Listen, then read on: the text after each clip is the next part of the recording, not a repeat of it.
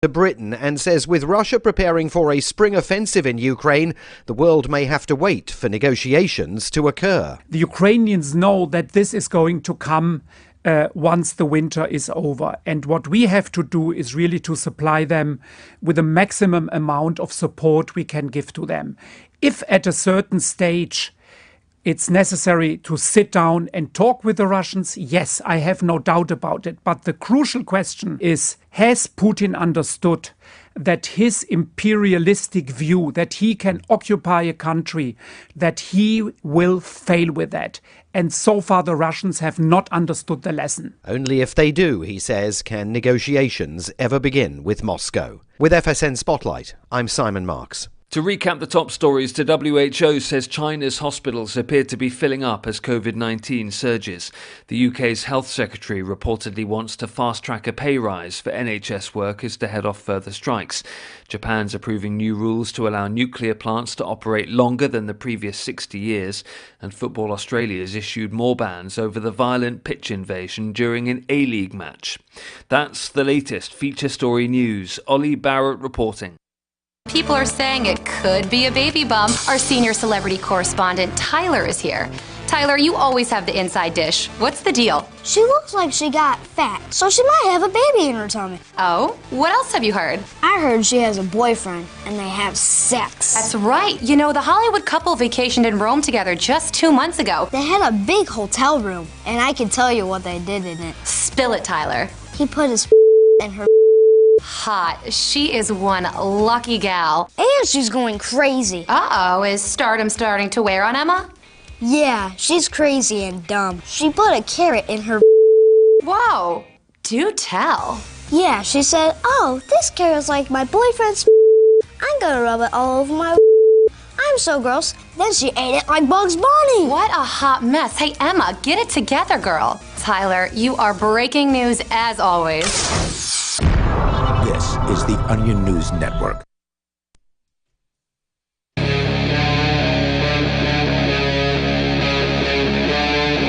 Free Talk Live. Hey, it's Free Talk Live. Welcome to the show. The phones are open and you can join us here. The number is 603-283-6160. That's 603-283-6160. In the studio tonight, it's Ian. And Chris. And Mark. And you can join us online anytime you want. Just head over to freetalklive.com.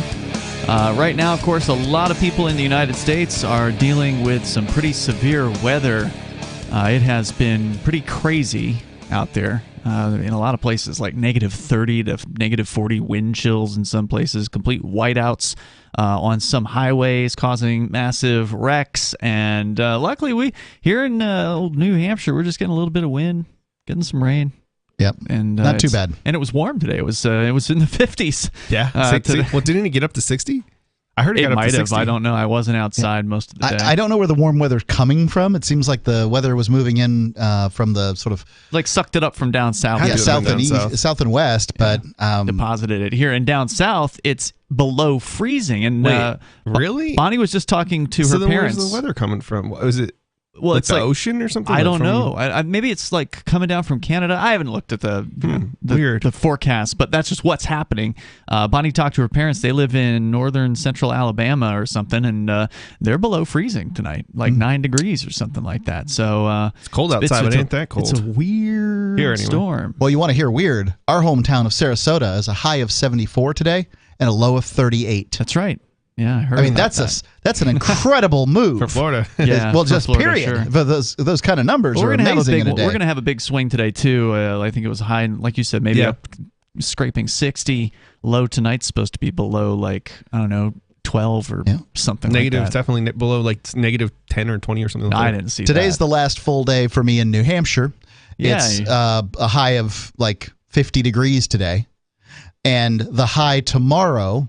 Saturday, the first full day that I'll be. Yeah, that's Saturday. First day I'll be in Sarasota. High of 44. How do you like that? It won't last for more than a day, though. So it'll be 45 on Sunday, then 56 on Monday, and then 63 on Tuesday. So that's obviously happening in a lot of people's lives right now. We of course have things to talk about tonight. Mark, you've been wanting to talk about this Montana trash entrepreneur story. There's, I guess, a couple guys or a guy in Montana. He wants to pick up people's trash. And you know what? Anybody that feels the calling to pick up people's trash, I think should be thanked from the bottom of our hearts, because that is one of the worst jobs you could possibly have. And you really have to have a love for something like that, just to see things getting clean. And there are people like that in the world, right? Like that they get satisfaction out of cleaning up after people. Yeah, and you know what's funny is I actually have a shirt with you guys know the thin blue line on it. Yeah. Well, I have one with a thin green line on it for the trash people. With, Oscar the Grouch. With his character, and it's more to make fun of the thin blue line folks. But I actually do got respect for people who pick up trash. They make a huge difference. They're doing an honest job, and think about where we'd be with right. Yeah. What would we do without them? And I sort of feel the guys that plow are on this. They're important, sure. Definitely. On this list. People down south don't really understand that, although they might now. Well, they don't today. Because there's no plows down there. Yeah, that's right. Or salt either, so it's incredibly treacherous. I was in Dallas road. last year about this time, and they had 2 inches of snowfall. And people are dying everywhere. They were shut down for 2 days. Yeah, you can't go anywhere because it just kind of melted a little bit, turned into sheets of ice. You'll careen right off that road. Yeah, that highway. So there's a story about this guy who's an entrepreneur. We can get into that, but I know, Chris, you have been doing an amazing job at writing up every day from all 10 days of court for the Crypto 6 trial that I just got out of. Yeah. And on the positive side, I didn't have to go to court today. Didn't have to wake up at 6:30 in the morning. That's true. On the negative side, I was found guilty of all 8 counts, which is a real bummer. I don't think anybody's side. I think some people might have said, "Oh yeah, there could have been a couple of guilties just because people didn't understand money transmission," and there's some kind of quirky stuff with that. You're an optimist, and I have to say I'm not. I have this pessimistic, view of the system, and I'm pretty pessimistic towards juries. I really am. I mean, it's like I don't have high expectations. Everything is slanted. The system's designed to be slanted at every level, whether it be juries or prosecutions or judges. And it's at best, I was saying all along, at best, even though you had a strong case, it's a 50-50 chance because their juries are finicky. Yeah. 70% of people, or something around that, who take it to trial get convicted. They do. And it's something like 98% take a plea deal. So. Because they understand they're probably going to get convicted at trial. Right. And in a lot of cases, they punish you harder when you go to trial. Oh, because absolutely. They don't want you to go to trial. That's why they call it a deal. They don't want you to have to, or they don't want to have to work. They don't want to have to put on an actual case. I absolutely never imagined that they would come back guilty. With all 8 counts. Yeah. And clearly what the jury was saying was, we don't feel sympathy for Mr. Freeman. Yeah. We don't care what the law says. Yeah, doesn't matter. Yeah. What we care about is that these victims, they got hurt, and we hate it. Someone must get punished. Yeah. I have to wonder. So I know there was at least one hater on the jury in that case, and I think she ended up being an alternate, but I wonder if there were others that we just don't know about. Yeah, there may be haters, but you don't have 12 haters. Those people didn't. Maybe not. They didn't argue. It doesn't mean they didn't influence the other jury members within. Sure. How many hours? Had a strong opinion, then how many hours did the jury deliberate? 6, about 5. Yeah, it wasn't long. And in that amount of time, they had to come up with, what are our hours going to be? What, let's go through each of these charges and a whole variety of things. They were ready to find you guilty on at the very least some, if not most, off the bat. Yeah. I'm not of the opinion that one strong individual influenced. I don't think this it had jury. to be one strong individual either. Yeah. You're right. I definitely, as we were saying, juries are already finicky, right? They're already slanted towards the prosecution. So you're right on that. It didn't necessarily have to be the case, but I still wonder if that was. And having sat in there, part. I didn't think the prosecution made its case. I thought that, I watched and I saw Sisti make the better case. That's my attorney. And, absolutely. Yeah, thank you. Well, and we didn't even have to make a case, right? Like, it's the prosecution's obligation to prove beyond a reasonable doubt all the counts. And that's the theory of it, right? That's the logic of it, but that's not how the real world works. That's not how juries work. It's, that's how they're supposed to work. Apparently. That's the marketing, that's the propaganda behind it. But this is why our system it doesn't work. Well, it worked for the system, though. I said long ago. That's true. Yeah. I said before this, before we ever saw this, is if I'm sitting at trial, I would prefer to have a 3-judge panel deciding what happens to me, because at the very least they look at the law and they're going to try to figure out what they know what a reasonable doubt is, and they're going to look at the law. I don't feel like that occurred here. I'm not trying to say the jury's a bunch of dum-dums or anything like that, but they're not professional. Yeah, they're not professionals. Yeah. I don't know if it would have mattered, honestly, but I definitely let me put it this way. I don't necessarily think that the jury is I don't necessarily think it's a clear-cut winner as far as how you get tried, whether it's a bench trial or a jury. But at the same time, I don't necessarily know that a judge would have ruled differently, because a judge is they're not that different from those people on the jury. Well, they're still working for the government. And most of the time, they're former prosecutors anyway. They're trained, and that's the case of this judge. He was a former prosecutor. Exactly what was the case of this judge. And the judge already at one point in a hearing instructed the prosecutor to go after you for something that the prosecutor said had no basis. And it's like, okay, well, that's basically saying mob justice, hang him from a tree. It's like, how is that a fair trial? I mean, the judge isn't even impartial like he's supposed to be. Well, Ian's attorney wanted to do juries. He believes he connects with juries, and I believed he was connecting with the jury. I think he thought he was too. Yeah, I think he did.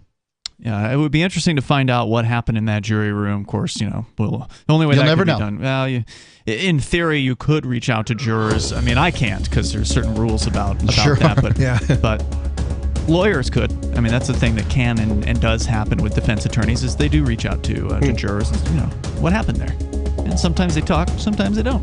The number here is 603-283-6160, but that's water under the bridge at this point. So sure, you're right.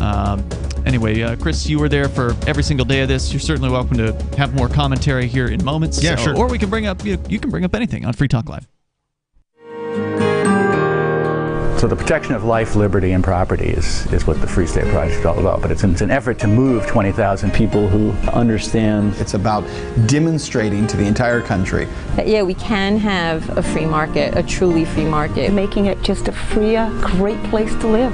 It's the world's largest voluntarist libertarian community, and it's only getting bigger. That's amazing, to be able to move to a place where other people passionately believe in being free and independent. What the Free State Project is managing to do, though, is to put their money where their mouth is. It's physically getting up across the country and saying, let's go someplace and let's demonstrate the power of these ideas. There's a lot of kind of philosophy that surrounds liberty. There's a lot of thinking about it and talking about it. But here in New Hampshire, people are doing it. 101 Reasons Liberty Lives in New Hampshire, a documentary by Free State Project Early Movers. Watch it free at 101reasonsfilm.com. 101reasonsfilm.com. I'm crazy about My Magic Mud. This is the most important oral care product created this millennium, and I'm not kidding. We all have different opinions on politics and issues, but we all have mouths. And I want yours to be as clean as possible, with teeth as bright as they were meant to be. I will never be without My Magic Mud. It's a little surprising, but man, does it work. If you only listen to one thing I say ever, go to mymagicmud.com and get 20% off with code FTL. mymagicmud.com, code FTL. Gold and silver. You can own the most stable assets in recorded history with bullionmax.com. Buy direct from bullionmax.com without talking to a salesperson, and your precious metals shipped fully insured directly to your home. Free Talk Live can get you their silver starter kit at employee pricing. Just go to bullionmax.com/FTL. It includes 5 ounces of the most desirable silver products plus a free gold bag. This offer is limited to 1 per household, so get yours now. Go to bullionmax.com/FTL. Negotiation isn't just something union leaders and sports agents do. Your entire day is a series of negotiations. If you have young children, you know that. In fact, your kids can teach you a lot about negotiating with grown-ups. According to the world's greatest negotiator, Herb Cohen, author of You Can Negotiate Anything. Herb says that kids understand the process of decision-making within an organization. When one parent says no, they'll ask the other. And Cohen says children persist and persevere. And like smart negotiators of all ages, kids know that no is an opening bargaining position. With money and attention so scarce now, effective communication skills have never been more important, especially if you're a job seeker. For more tips, hit survivalspeech.com. I'm Holland Cook. Tired of cancel culture? Sick of mega tech corporations holding an axe over your head? Join the LRN.FM Matrix chat server. It's self-hosted, so no one else can tell us what to do or say. Don't like the existing channels? You can make your own. You can even connect into some of our channels from other Matrix servers. It's federated. For the full LRN.FM Matrix experience, though, you should join our server via the step-by-step instructions at chat.lrn.fm. Chat.lrn.fm. There are basically two types of advertising, direct response and branding. Radio's great for direct response with its low cost to listener ratio, but audio can't be beat for branding, which is a longer-term endeavor. You want to be the first thing that someone thinks of when they think about your product or service. If you have a local business that you want kept top of mind in your community, call the station. If you need national reach, Free Talk Live's got around 200 radio stations, millions of monthly listening sessions, can suit all budgets, and if we don't think we're right for you, we'll tell you. Email me, mark@freetalklive.com. We're still not sure why you'd want to watch, but our video feed is streaming nightly for free at cam.freetalklive.com.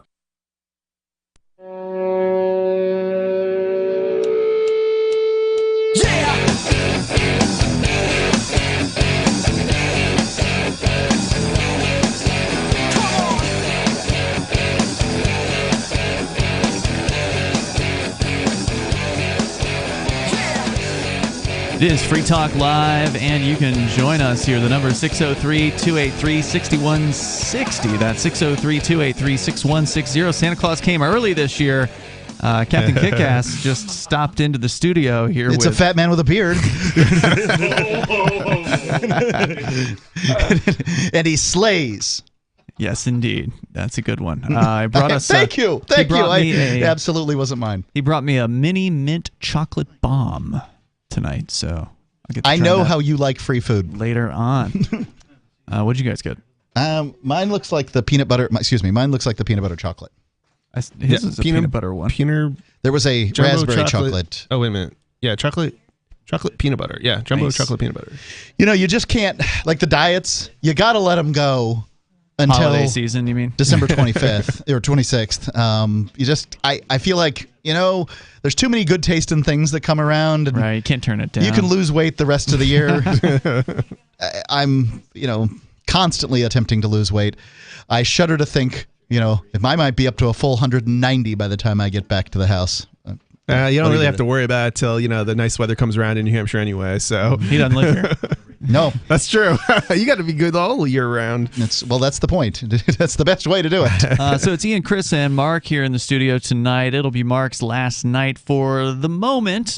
He may be joining us remotely at some point from wherever it is he is on the road. I'm going to certainly try. We're going to do our best. And also want to let you know about the Socratic experience. For instance, if you have a child in a government school, it's a bad plan. 1 out of 5 graduates are functionally illiterate. 75% of high school students are unhappy. 63% of them are disengaged. And according to the CDC, 19% are considering suicide. So if you want to get your kids out of the government school, what's the plan? What do you do? Well, Michael Strong is a highly acclaimed and globally known educator. He launched an online academy called the Socratic Experience, where your child can have the same elite education found at Oxford at an affordable price. Students there learn through philosophical dialogue and are engaged in a highly social and inspiring learning environment. The Socratic Experience nurtures your child's unique genius. It's a proven school, and students get into the most prestigious universities and highly selective companies. You can mention Free Talk Live and save 20% off your first year tuition. Go to SocraticExperience.com/FTL. You can get the parent guide there.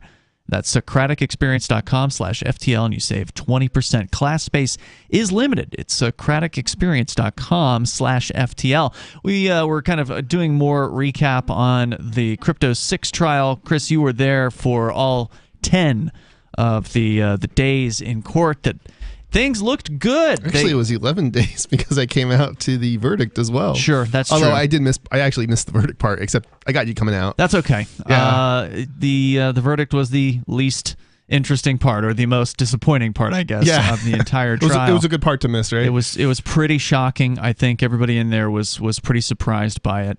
And so now, the next step, of course, is sentencing. But you wanted to talk about the facts versus the law, as somebody who sat there and observed this whole thing. And wrote up on it. You did write it's all at freekeen.com if you want to read detailed logs of what happened. I mean, you're going to have to take 10 days to read it. It's so long. A lot of stuff, yeah.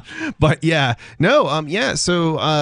it's interesting because, we talk about, like, how does the system work, right? And especially a jury with the juries. And it's my understanding that the juries decide on the facts, but the judge decides on the law. Mm-hmm. Is that correct? That's correct. Is that your understanding of it? Okay. So, and that's kind of interesting because, at this point, it's the law that matters, I believe, and not so much the facts. The facts have decided you're not going to undo, what the jury decided, unless there's an issue with the law that was such as, for example, the judge at one point ruled that Bitcoin is funds, right? And of course, if that's something that's appealable, then I guess an appellate court decides no, it's not. Well, then I don't know what happens. I guess a new trial. I'm not entirely sure, but I think that would be what would end up happening because you can't undo it. You can't fix it any other way. Mm-hmm. Yeah, I'll bet you it'd be an interesting question to ask a judge. How many cases have you presided over where you regret the decision that the jury made? The judges don't get a lot of jury trials, period. No. I mean, they 2 years since the last one in this court. Right. I mean, this guy's, I don't know. I mean, but if these numbers are correct and he sits on the bench 20 years, he's going to have 10 jury trials. I'm not saying that's the case, but if you had 20 jury trials in your life, that's not very many. No. And I mean, it's certainly not what you expect when you watch Law and Order on the television, because they have a new jury trial every week. Right. So I'm just wonder how many judges, if you have to ask judges, like, how many do you think somebody got found guilty that shouldn't have been found guilty? What do you think about this? And I do ask and have asked judges, what do you think about the jury? Because I've always disliked juries and have said so on the air many, many times. I don't like them. What have judges said to you? This is when they're off duty, you mean? When they're off duty. And they range from the United States has the best criminal justice system in the world to, which I've heard many times, to, I don't trust him either. And I'd rather have a 3-judge panel than anything, because I'd rather be judged by the law. It might be the best system in the world, but it's sad and pathetic nonetheless. I don't know if it's the best system in the world. I don't know either, but I'm just saying, because I'll just take their word for it. It's the best system in the world, but it's sad and pathetic. If our criminal justice system is the best in the world, then it is the best thing to do to incarcerate people wholesale. Because we have 10 times the next closest place, and the next closest place is awful. What is the next? Is it China? It's China. It's got to be China. Okay. Yeah. So, and those are people that are being held because of ethnicity. Right. I mean, if you start comparing the United States to Western democracies or republics or whatever terminology you want to use to describe things, it's shockingly different than even Canada.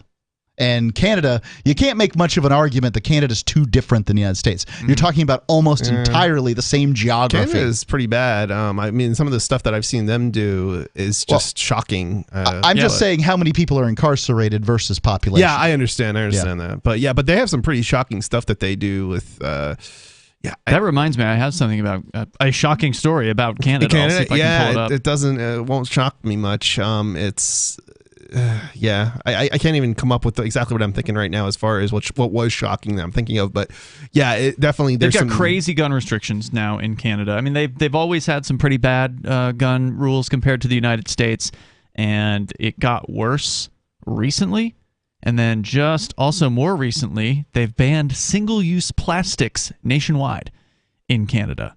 So, when you go out to eat sometimes, you get some takeout food. You get the little plasticware with the takeout food. Yeah. That's now verboten. I guess you can't eat on the road anymore. Well, they do. They make it out of bamboo and things like that. Not as nice to use as silverware, but then again, neither is the plastic either. I tried keeping some plasticware in my suitcase so that I could have some if I end up in a hotel with nothing but ramen noodle or something. And just all the tines off the fork would break and all that. Yeah. Checkout bags are also banned, so grocery bags. You've heard about stories like maybe San Francisco or some of the more ultra-liberal towns in the United States have done things like this, but it's nationwide in Canada, at least according to dailyhive.com's story about it. You can share your thoughts with us and bring up whatever is on your mind. The number is 603-283-6160. Coming up, we'll talk about a guy who just wants to take out the trash and Montana won't let him. Free Talk Live. How dare you, and who do you think you are? I mean, it's my life, it's my business. I should be able to run it how I want to, and my customers should be able to make the choice for themselves as to whether or not they want to do business with me. And they should be able to make that choice based on the quality of my product or my reputation or the fact that I've got third-party certification or whatever factors they deem important. If I'm doing business and you don't trust me or you think I'm shady, then you don't have to do business with me. In fact, you can tell other people what you think about my business and my practices, and maybe they also will join you in not doing business with me. There's no need for government regulations out there. The marketplace can handle third-party certification of various different products and services to where people who are concerned about whether or not the business they're dealing with is trustworthy can check with a verifiable resource that indeed this is a trustworthy individual or a trustworthy company that you're doing business with. Free Talk Live, 7 nights a week from 7 to 10 Eastern, live on the Liberty Radio Network at LRN.FM. From Feature Story News in London, I'm Ollie Barrett.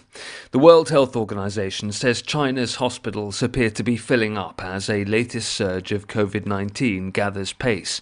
Beijing insists no one died of COVID on Wednesday and patients in intensive care remain relatively low. The WHO, though, says it's very concerned about the situation after China moved away from its strict zero COVID stance. UK Health Secretary Steve Barclay reportedly wants to fast-track a pay rise for NHS workers to try and head off further strike action. Nurses and ambulance workers are among those who've taken industrial action over pay in recent days. On Friday, strikes by Border Force workers will begin. Travel editor of The Sun newspaper, Lisa Minot, says they could have a major impact. Bosses are saying they could actually be forced to close airports. There's 7 million people due to travel over the festive period, and I think the second round of strike action between the 28th and the 31st could be the real pinch point, as a lot of people will be returning back to the UK from after a Christmas break, could actually see that there is going to be serious delays. Japan's approving a new regulation allowing nuclear plants to operate even longer than the previous 60 years. Japan's government's pushing for continued use of older reactors in a bid to meet its carbon reduction goals for 2030. Nora Weineck reports from Tokyo. This change could allow Japan to restart many of its aging nuclear power plants, which have been offline since the triple reactor meltdown at the Fukushima No. 1 power plant in 2011. The decision comes just a day before the government is set to decide on a new energy policy, which is expected to emphasize the usage of nuclear power plants. However, realizing this plan may still take some time, as legislation is needed to implement the change, and the opposition is expected to strongly oppose the move. The announcement comes just after a local appeal to stop operations at a 46-year-old reactor in central Japan was rejected by a district court. Japan's government aims to raise the share of energy provided by nuclear power plants from 6.9% to over 20 by 2030. Nora Weineck, Tokyo. Football Australia has issued more bans over the violent pitch invasion during an A-League match played in Melbourne. 8 more fans have been banned from attending Football Australia sanctioned matches and registering as a football participant. Sean Bindley reports. Those punished are aged between 18 and 28 years old, with the ban spanning 5 to 25 years for a variety of violations. Earlier this week, lifetime bans were handed to 2 men over the pitch invasion during the Melbourne derby between City and Victory. It's also been revealed 4 people on banned lists were prevented from entering the stadium to watch the match last Saturday night. Football Australia continues to work with Victoria Police to identify others involved. So far, 13 alleged offenders have been charged. From bureaus worldwide, this is FSN.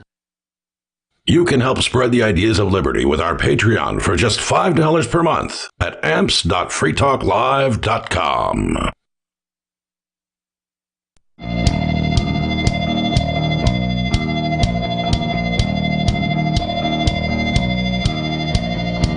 Is Free Talk Live. The phones are open if you want to join us here. The number is 603-283-6160. That's 603-283-6160. I want to say thank you to Free Talk Live supporters like Brad Jardis.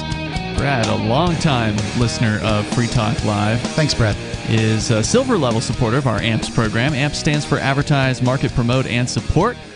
It is a way for you to get behind what we do here. And if you appreciate the work that we do, spreading the ideas of liberty and peace and cryptocurrency and freedom all around the United States and beyond, then please help us out as Brad has done. He is silver level, which means he's doing $5 a month. That's all that we ask for. Really appreciate it.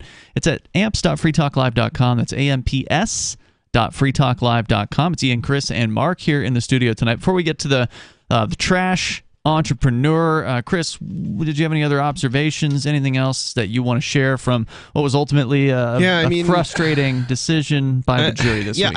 I think the closing statement was particularly disgusting, and the closing statement or the rebuttal closing statement, because they got both of them, two cracks both at of it. them. Yeah. But that and the because he was lying, what the Justice Department came out with after the verdict, the press release. Yeah, I mean every other word that is being uttered by by the prosecution in the closing statement and in the Justice Department in their press release, it was some sort of lie or manipulation. And it was just disgusting. And it's like everything was rebutted in the trial, and it's like they of course just ignored it, which I mean it's to their personal benefit.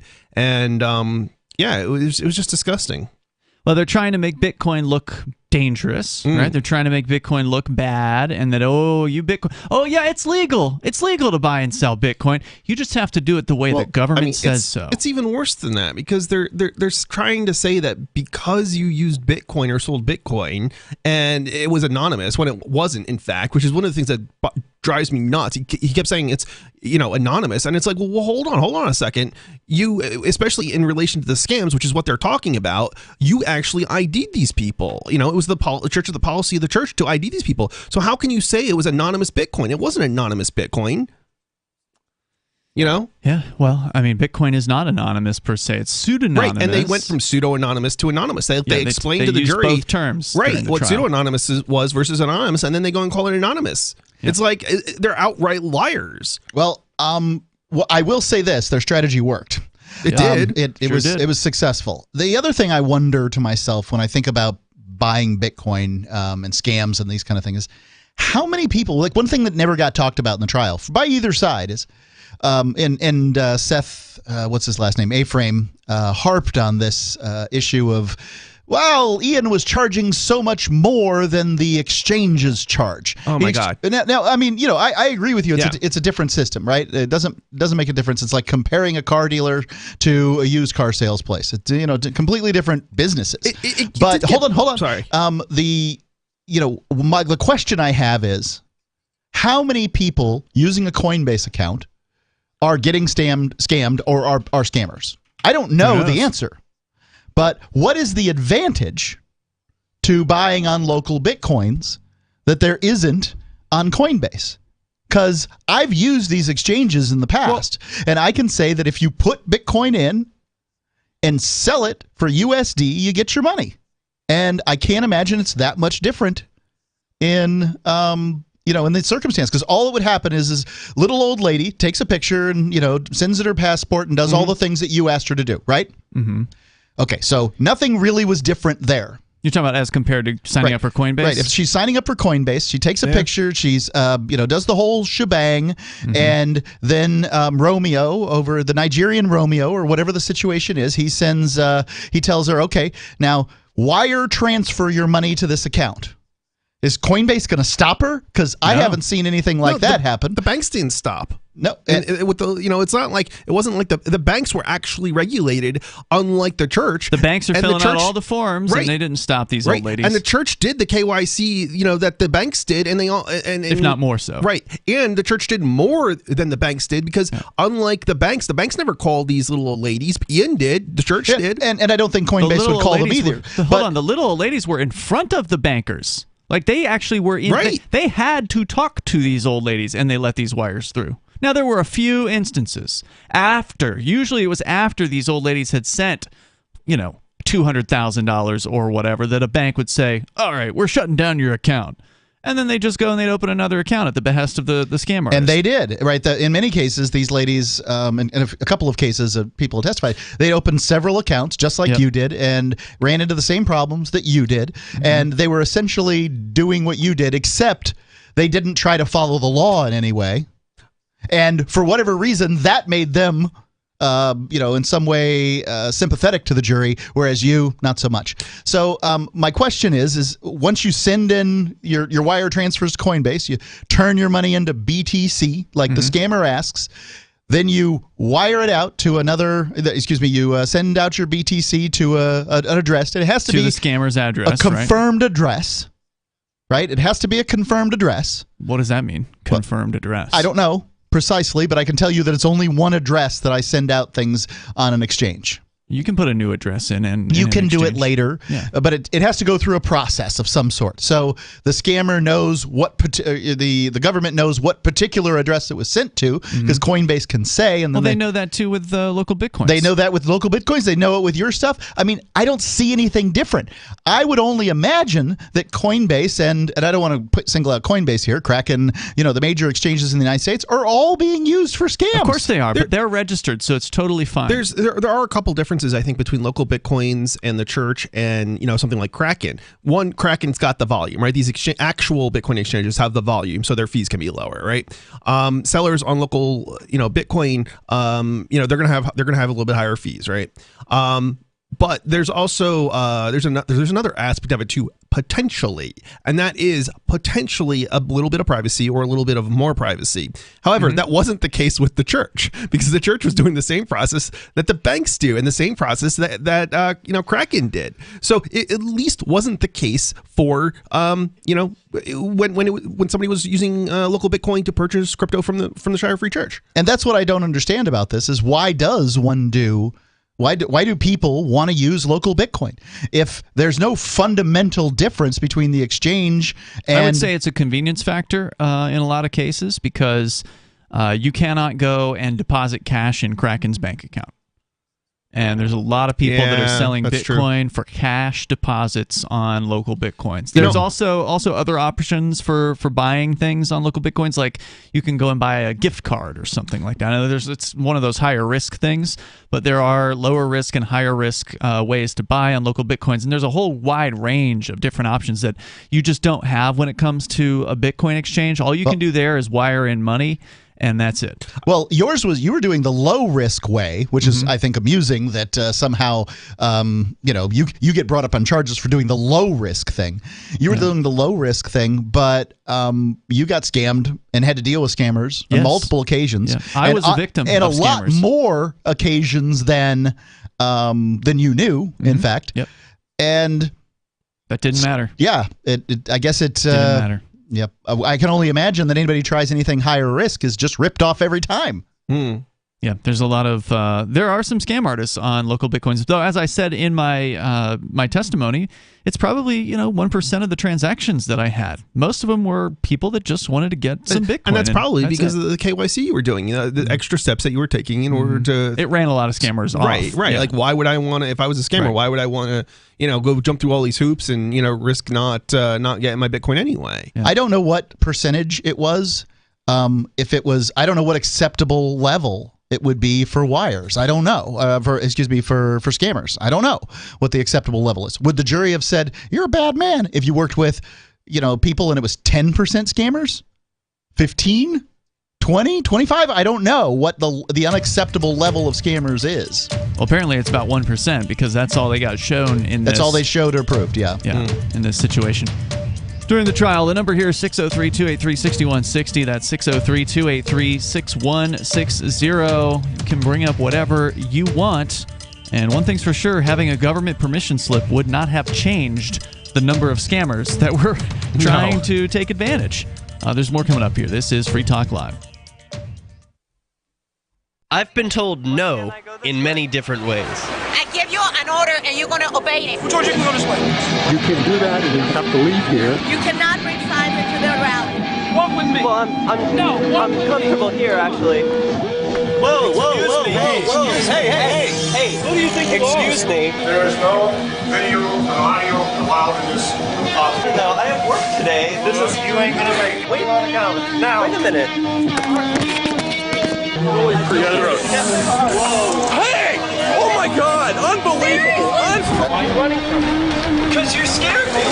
What am I being detained for? You're being served. What is this? You're being served. What is this? Bureaucrats have a funny way of telling people no. That's the sound of the men working on the chain. Derek J's Victimless Crime Spree. Watch it for free and order the Director's Cut DVD at victimlesscrimespree.com.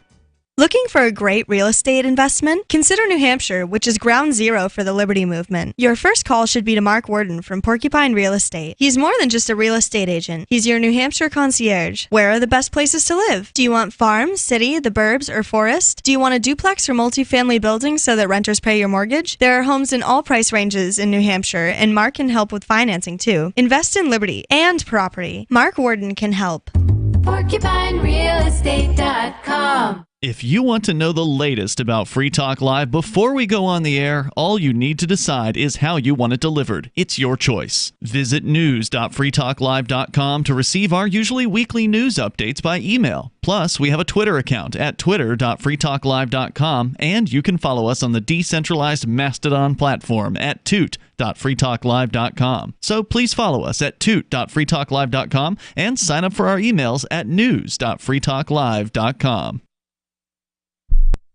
On Free Talk Live, we're bringing people to the ideas of liberty every day. From wrestling superstars like Glenn Jacobs. You guys really are having an impact, I believe. Like I said, a lot of where I am now is due to listening to Free Talk Live. You changed my mind on some very important issues years ago. To random people tuning in on the radio. I was kind of stuck in the left-right paradigm. I heard your show by chance on a Saturday night. From there, I went on, joined the Free State Project, and become an amplifier. So, I mean, that's really the reason why I amp is because I know that if it wasn't for you guys being on as many stations as you are, I never would have found the ideas of liberty. You can help more people hear the message of liberty by joining Free Talk Live's AMPS program on Patreon for as little as $5 a month. And you'll get access to special perks. Visit amps.freetalklive.com, amps.freetalklive.com. What if you want to hear the latest episode of Free Talk Live, but all you have is your phone, you forgot to download our archive, and you have no data connection? You can call our Listen line at 641-793-0191. That's a long-distance number, so you may incur charges. If not, listen as long as you want. 641-793-0191. The Free Talk Live Listen line, 641-793-0191.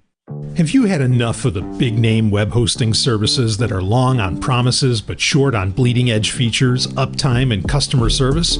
Try Agorist Hosting, the agile web host that offers full concierge service from website redesign, full e-commerce solutions, custom apps for your Shopify store, IPFS integration, and more. Agorist Hosting is ready to take your web presence into the future. To get started, head over to agoristhosting.com. Yep, we still do email. Drop your email address in the entry box at freetalklive.com, and you'll be kept in the loop with Free Talk Live.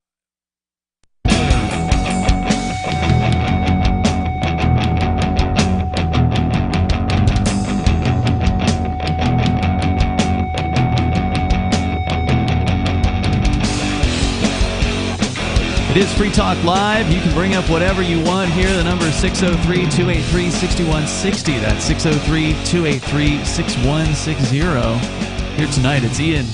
And Chris. And Mark. To continue, of course, you can bring up anything that's on your mind. And 603-283-6160 is that number. You can join us online anytime at freetalklive.com, where we have a lot of features there for you, including our TikTok channel. You can go to TikTok.freetalklive.com, and you will find a few videos there, and maybe we'll put some more up there at some point. I think Aria and Bonnie are in charge of the channel. There's some pretty good ones there, though, as is. That's TikTok.freetalklive.com. It'll be there until they take our channel down, which I'm sure will happen at some point. Let's go to the phones and to your calls and thoughts. Vernon is on the line in Louisiana. Go ahead, Vernon.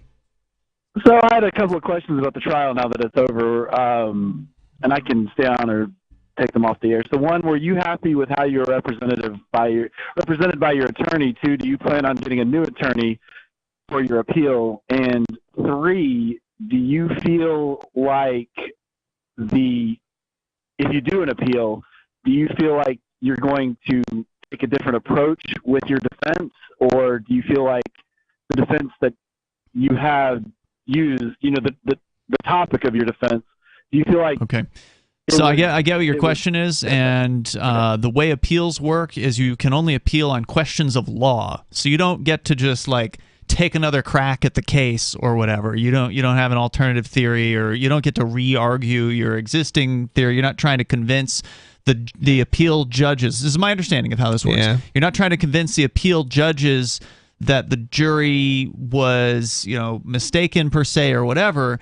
What you're trying to convince the judges of is that there was some sort of error made by the court at the lower level that should result in, or in this case the prosecutors or whatever, at the lower level, that should result in the charges being reversed or the convictions being reversed. And that's my understanding of how this works. And further, yes, I think Mark Sisti is a great attorney. I'm very happy with what he did. I think he did a fantastic job. It's just this jury just wasn't. They were just buying whatever the prosecution was selling them, unfortunately, and it's unfortunate. But so yeah, I'm sticking with Mark Sisti for sure. Yeah, something you might want to pay note to, though, is the government spent God knows millions of dollars on this case. I mean, the prosecution on the investigation, and even in the trial, they have 6 people. It's Mark and Ian, right? So it's very disproportional, in terms of your defense. It's not like you've got a team of lawyers. I mean, this isn't an O.J. Simpson sort of situation where there's 20 lawyers on staff, helping you figure out every little thing in terms of making a defense to every other one of their stupid arguments. Yeah, but I still, and I'm not part of the church, your church or anything, and so I'm kind of an outsider here. And obviously, I didn't sit in the trial at all. I just heard about it on Free Talk Live, and also occasionally read about it in the news. But to me, I just felt like your defense was a little weak compared to the evidence that and I'm not taking sides here. I am giving you my straight up opinion. I felt like it was more, I don't know. I felt like the closing argument, especially just from what I've read and what I've heard on here, was a little weak in its. And I know it's too late now for that to be done. But let me ask one other question, and I promise I'll let you all go. Did your bail conditions or anything change? And I know it's not bail anymore. It's whatever, I'm glad you're out until you get sentenced. Pre-sentencing confinement did they at this point. Any additional, so now I'm on what they call home confinement again, as I was initially when I first got bail in the summer of 2021. The difference this time is I don't have the leg shackle or whatever, the leg transmitter. Anklet tracking device. Right. So I don't have that, but I do have a smartphone program that I have to answer if it buzzes at me or whatever a few times a day. It'll demand that I answer within 15 minutes. I have to send a picture of myself, and then it coordinates that with GPS to say, oh, yep, looks like he's where he's supposed to be. That's what it does, basically. So it's sort of a newer tech version, if you will. Can't it just check the what do you call it? The GPS? Yeah, the GPS in your phone. But then it wouldn't know where I am. I see. So you could leave wrap the dog, give it to somebody duct else tape or it to the whatever. dog, and you don't have to. But I see. So that's one of the other additional things that has to happen now. But otherwise, pretty much and they're putting spy software back on the phone and back on my laptop, that kind of thing. So, do we have time for one more question? Yeah, go ahead. So can you talk a little bit about where the government said that you disabled get to know your customer software? And I'm sorry if that's not the right terminology for that, but I did see that in their press release that you quoted a day or two ago. And I was just curious what that was about and if you have any comments on that. Actually, they're incorrect. When you get one of these machines, that stuff is not enabled to begin with. So I didn't technically disable it. Yeah, that wasn't. I just didn't enable it. That wasn't I thought responded to in the. I don't think it would have mattered. Case. I don't think it necessarily mattered either. But it's just one of those things that I was irate about too when it came up, and they kept saying it, and it's like, no, that's not what happened. And I know somebody testified to that it was disabled, but that wasn't correct. I think it was Chris Reitman. I don't think he did it intentionally, but it's just that, it's one of these things where it's like, if you weren't the one who set it up and, the only person who did doesn't say anything about it, it's, It was our policy that it was a private machine. Right. It was a private sale between two participants. It's all they would have said is he intentionally did not enable the KYC that was on the thing, so they would have just turned it around a little bit.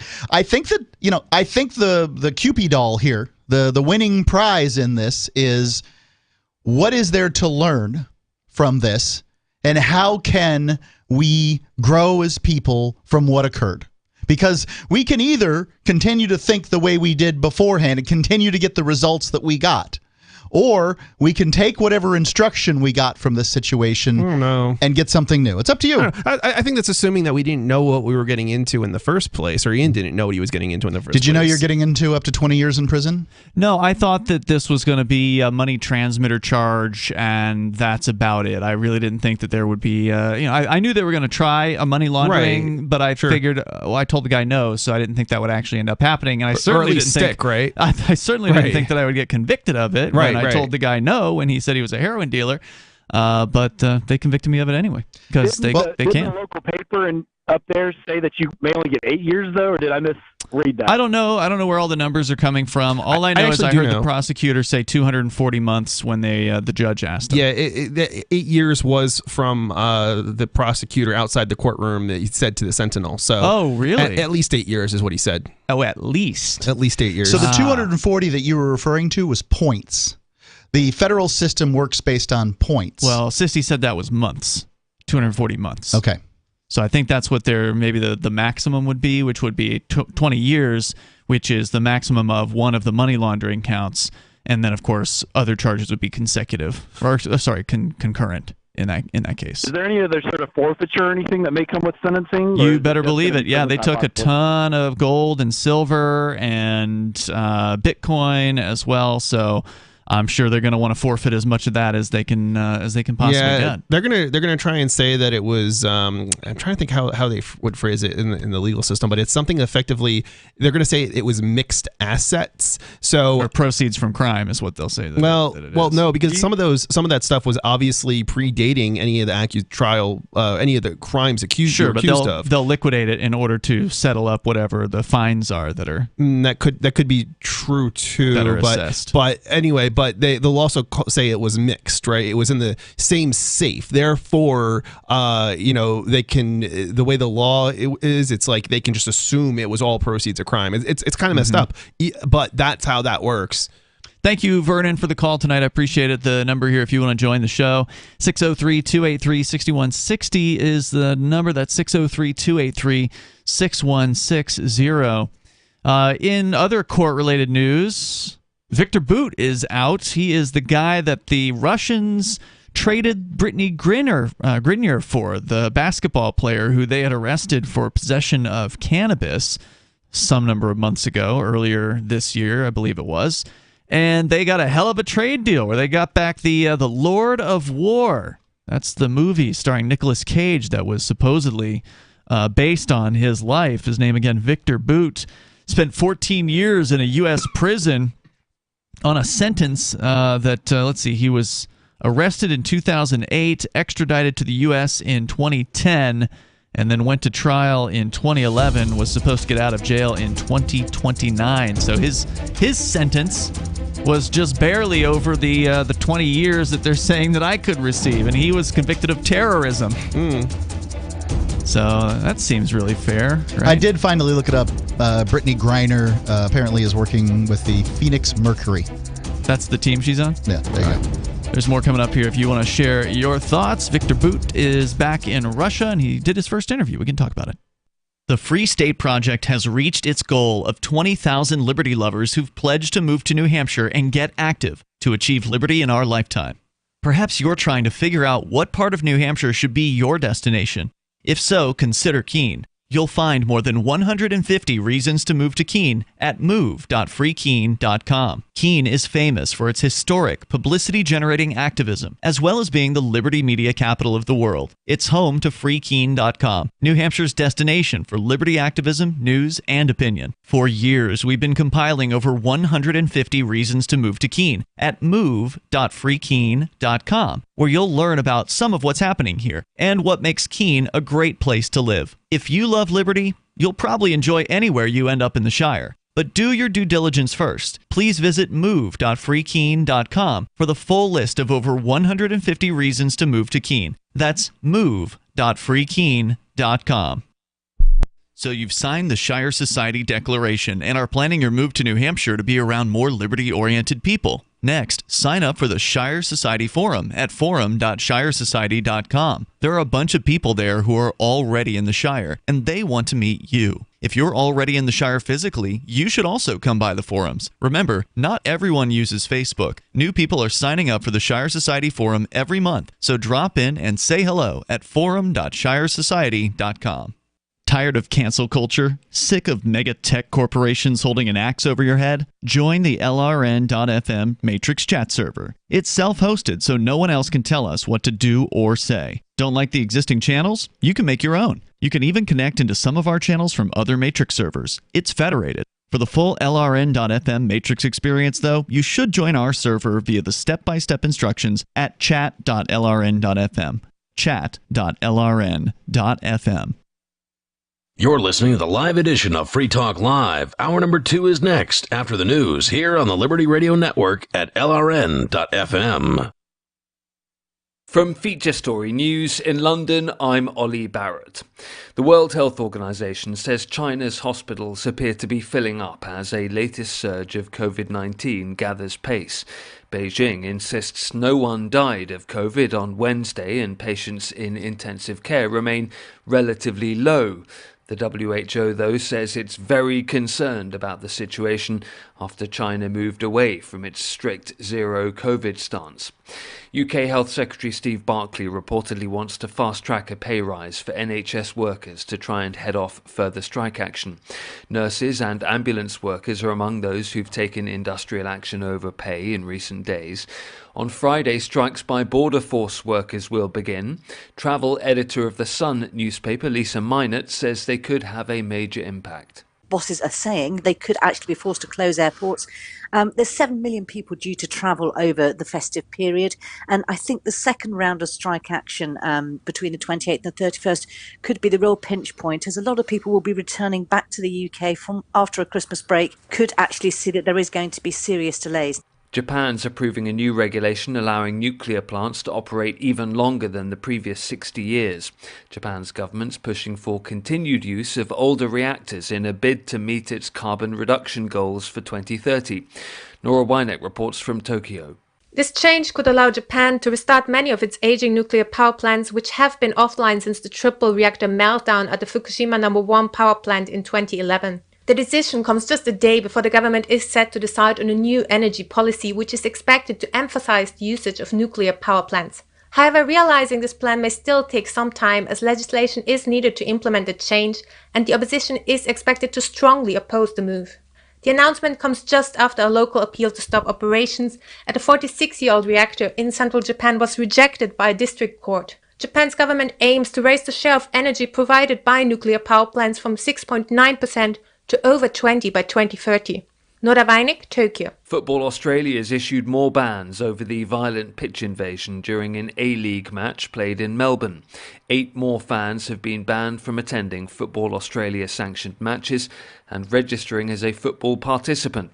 Sean Bindley reports.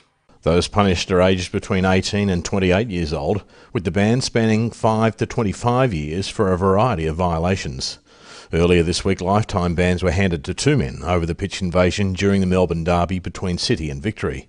It's also been revealed 4 people on banned list were prevented from entering the stadium to watch the match last Saturday night. Football Australia continues to work with Victoria Police to identify others involved. So far, 13 alleged offenders have been charged. From bureaus worldwide, this is FSN. With FSN Spotlight, I'm Simon Marks, with more today on the German perspective of the situation in Ukraine after President Biden announced another $2 billion in military assistance for Kiev during President Volodymyr Zelensky's Wednesday visit to Washington. The German government is among those in Europe holding out the possibility of a negotiated settlement between Russia and Ukraine and argues that it's important to keep channels of communication open with Vladimir Putin, despite US claims that he's a war criminal. We need to be patient. We need to give Ukraine the necessary time and make sure that the West stays united and supplies Ukraine with what is needed. Miguel Berger is the German ambassador to Britain and says with Russia preparing for a spring offensive in Ukraine, the world may have to wait for negotiations to occur. The Ukrainians know that this is going to come once the winter is over. And what we have to do is really to supply them with the maximum amount of support we can give to them. If at a certain stage it's necessary to sit down and talk with the Russians, yes, I have no doubt about it. But the crucial question is, has Putin understood that his imperialistic view, that he can occupy a country, that he will fail with that? And so far the Russians have not understood the lesson. Only if they do, he says, can negotiations ever begin with Moscow. With FSN Spotlight, I'm Simon Marks. To recap the top stories, the WHO says China's hospitals appear to be filling up as COVID-19 surges. The UK's Health Secretary reportedly wants to fast-track a pay rise for NHS workers to head off further strikes. Japan's approving new rules to allow nuclear plants to operate longer than the previous 60 years. And Football Australia's issued more bans over the violent pitch invasion during an A-League match. That's the latest feature story news. Ollie Barrett reporting. The Tallahassee Zoo, which faced a major budget crisis. Luckily, they were able to get both, keep guests and animals happy and stay profitable. And that's thanks to the zoo's new director, Maxwell Jeffries. Happy to be here, thank you. Good morning. Now, what's the most profitable part of the zoo? The elephants, the tigers? No, the gift shop, okay? Food court. But now the entire zoo is the gift shop. So you come to the zoo, you look around, you see something you like, make me an offer. I'm a businessman. I want to make people happy. You're probably familiar with the old saying, don't feed the animals. Oh, right, of course. Okay, well, that's old-fashioned thinking. At our zoo, you can feed the animals. Anything you want? Anything you want. Oats, eggs, batteries, you name it. And we also invented a new tiered membership system. So for your standard membership, you go to the zoo, you get to see the animals. For your gold level membership, you get to pick any 2 animals, make them fight each other. Yeah. And then with a platinum, you get 1 hour alone in the zoo. No questions asked. Yeah. Wow. This is the Onion News Network.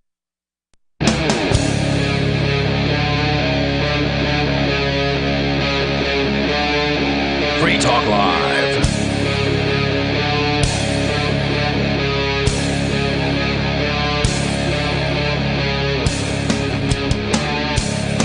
It's Free Talk Live. Kicking off the second hour here. You can join us. Bring up whatever you want to talk about. The number is 603-283-6160. That's 603-283-6160. Tonight it's Ian and Chris and Mark. The gentleman who was traded out from a U.S. federal prison after spending 14 years behind bars on a terrorism charge is now sitting free in Moscow. His name is Victor Bout. And Yahoo News, Alexander Nazarian has a story about it. And I just think it's an interesting case because this guy was literally traded for a girl that was arrested for some marijuana, which up until recently the federal government was arresting people for and still has people in prison for. And they're not going to turn all those people out, from what I understand. If you're a marijuana dealer and at the federal level, you're not getting cut loose. Right. I mean, the United States government went pretty far with Brittany Griner in order to get her out of a marijuana charge. Right. Spurious or not, we don't know. And they certainly aren't making those same efforts on a local level here in the United States. And sort of interestingly, and the Republicans are kind of harping on this, is there's some Marine that's still being held in Russia. In Russia that you'd think they could have traded, one marijuana smoker and one spy for one international arms dealer. But apparently they couldn't make that deal. Story here reads, sitting in a Moscow studio as snow fell outside, looking relaxed in a blue blazer and maroon T-shirt, Russian arms dealer Viktor Bout described his 14 years in a U.S. prison in his first interview. Well, he certainly did some time. Since he was exchanged for Brittany Griner, who was held in a Russian prison colony following a drug conviction earlier this year. He said, quote, "The whole world, basically, is a game," unquote, describing the lessons he says he learned from readings in Eastern philosophy. Putting that lesson into practice, Bout says he would begin mornings by laughing hysterically in defiance of his fate. The notorious arms dealer with alleged ties to Russian security services, Bout was arrested in Thailand in 2008, extradited to the U.S. in 2010, and was hit with a federal indictment charging him with a conspiracy to kill Americans by selling weapons to Colombian guerrillas. Not sure how the Colombian guerrillas are going to come here to kill Americans. But I am really curious how this is a terrorism charge. There was nothing, he said, of those charges. He was also accused of selling weapons to the Taliban in Afghanistan, which, of course, the United States gave them weapons back in the day to fight the Russians. If you work for the government, it's not a problem. Is so hypocritical. It's unbelievable. As well as to oppressive African regimes. The 2005 film with Nicolas Cage, Lord of War, is a glamorized retelling of his notorious exploits. Bout went on trial in New York City in 2011 and was convicted on terrorism charges, was slated to remain in prison until 2029. In his interview after last week's early release, he suggested his federal defense attorney had tried to romantically seduce him, crudely simulating her appearance with hand gestures. Not sure what that means. The interview aired on RT. Oh, I see. Doing the hourglass shape? With the hands? Yeah. Okay. I don't know what that means, but all right. The interview aired on RT, a state-run The Russian guy sounds insane. television network, and was conducted by Maria Butina, a Russian spy who was expelled from the United States in 2019 after spending more than a year behind bars. In the interview, Bout described his time in solitary confinement as especially harrowing. He says, yes, there was panic. Yes, it was very difficult. But also complained about American prison food, lamenting his inability to access garlic or fresh herbs. Bout's release was celebrated. The worst thing about the American prisons, no garlic or herbs. By the way, Chris Cantwell was apparently in his next door cell. Oh, really? To Viktor Bout. Yeah, while he was in federal prison. Yeah, one wonders where you're going to end up if you end up probably on the same little block of the gag order people. Communications Management Unit. Yeah, I'd hate to think that's true. Bout's release was celebrated in Russia, which had asked for his extradition a decade ago. It was not until Griner's arrest earlier this year that Bout's own release became a real possibility, one that became increasingly likely after the American basketball star, whose luggage contained cannabis cartridges, was convicted on drug trafficking charges and sentenced to 9 years in a Russian prison. Even though Griner's high profile probably protected her to some degree, conditions in Russian prisons and penal colonies have often been described as barbaric. And I don't know, have you guys heard if she's done an interview about the conditions in Russia yet? Be kind of interesting to hear her side of things. I don't know, but I imagine they were awful. It feels so good to be home, Griner wrote in her post, including a photo of her stepping off the plane.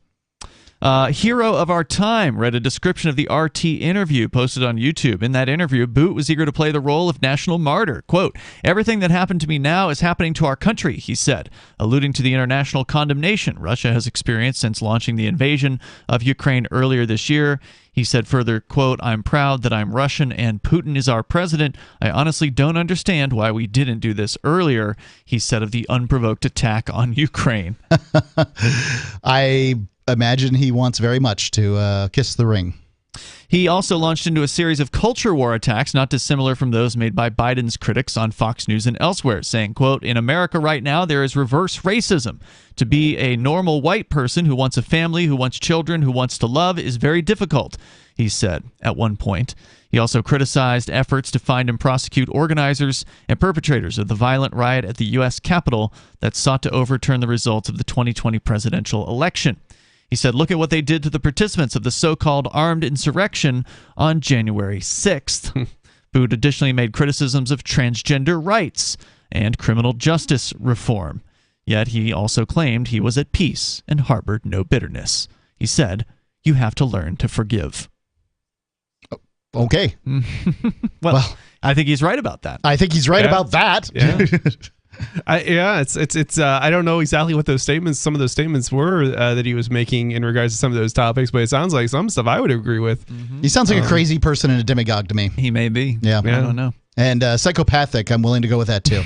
That might be. Well, he does say the case against him was garbage, basically. He said, quote, "There was nothing," unquote, but they convicted him anyway, right? Well, that's not unheard of. And this is not unusual in the system. It reminds me of a case with... what, that they don't have any evidence? Or that the convict thinks that their case is garbage? That they don't have any evidence, right? Yeah, they just trot a guy out and say, he's a terrorist. There was a case, Hans Reiser in California, where they this wasn't the federal level, this is the state level, but nonetheless, they convicted a guy of murder, and they couldn't even prove that she was dead because they didn't have a body or anything. It was all circumstantial, and it was basically based around the fact that he had $10,000 in cash, and he tried to evade a police that were tailing him. It's like, seriously, that's all you need to get a conviction?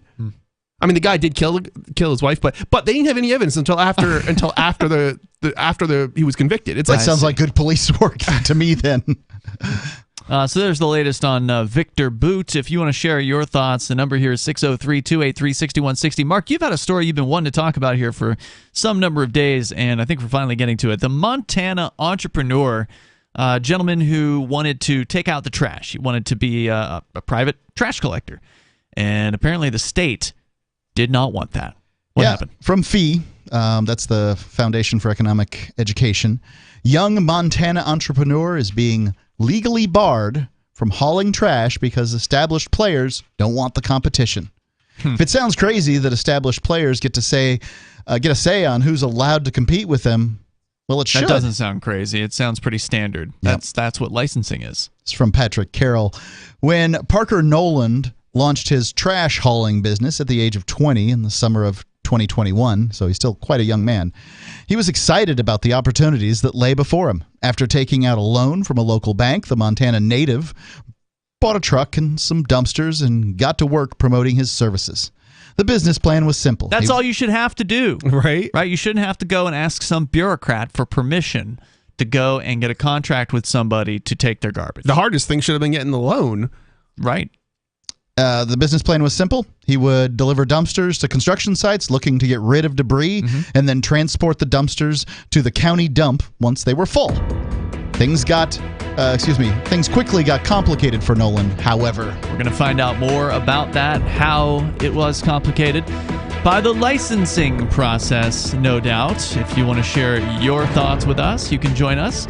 The number 603-283-6160. Maybe you've had to deal with some of this nonsense in your business. You want to share your story with us. You're certainly welcome to do that. And take control of the airwaves here on Free Talk Live. It's probably your second biggest investment, especially lately. I'm Holland Cook with Inflation Hacks. Your car has been a pain at the pump, but gas prices aren't the only way you may be burning money. Have you had a minor fender bender? If it's just a dent, you might be able to save the deductible and keep your insurance premium as is. Grab your bathroom plunger, stick it into the middle of the dent, and pour hot water over the area. Then pull hard. Repeat as necessary. And if your headlights look foggy, skip that squirt bottle product. Simply rub on toothpaste. Let it sit for a minute, then rub off with a clean cloth. And that spray that restores your dashboard and other interior surfaces, save the money. Apply olive oil with coffee filters. How are you coping? Post your inflation hacks at and you can quote.me.com. The new 4th edition of Healing Our World, The Compassion of Libertarianism, will take your understanding of liberty to a deeper level and has over 1,300 updated references, new cartoons, and a foreword by Dr. Ron Paul. With discounts for multiple book purchases, the 4th edition of Healing Our World is a great gift for the liberals, pragmatists, environmentalists, and Christians in your life who think libertarianism is cold-hearted. Get yours today at healing.freetalklive.com and use promo code FTL for a $5 discount. Are you tired of governments murdering people around the world? Stop using their money. There is an alternative. Bitcoin is a stateless, free market, non-political currency. Bitcoin cannot be inflated or controlled by any government. By using their money, you're helping the state. Stop doing it. You have an incredible alternative available now. Learn it, use it, spread it. Get started with Bitcoin at bitcoin.com. That's bitcoin.com. Join liberty-minded voluntarists, anarchists, and libertarians from June 15th through the 18th for the 7th annual Fork Fest at Rogers Campground in the beautiful White Mountains of New Hampshire. Fork Fest is a fork of the Porcupine Freedom Festival, which sold out in 2022. For 2023, we're going back to where it all started, the weekend before PorcFest. ForkFest is decentralized, which means that there's no ticket cost and no one is in charge. All you have to do to join the fun is reserve your camping site, RV site, or motel room with Rogers Campground for June 15th through the 18th. You can find out more at the unofficial website forkfest.party. You can also connect with other attendees on the ForkFest Telegram and Matrix chat rooms, as well as the ForkFest forum. You can find links to those at forkfest.party. We hope to see you there June 15th through the 18th. forkfest.party.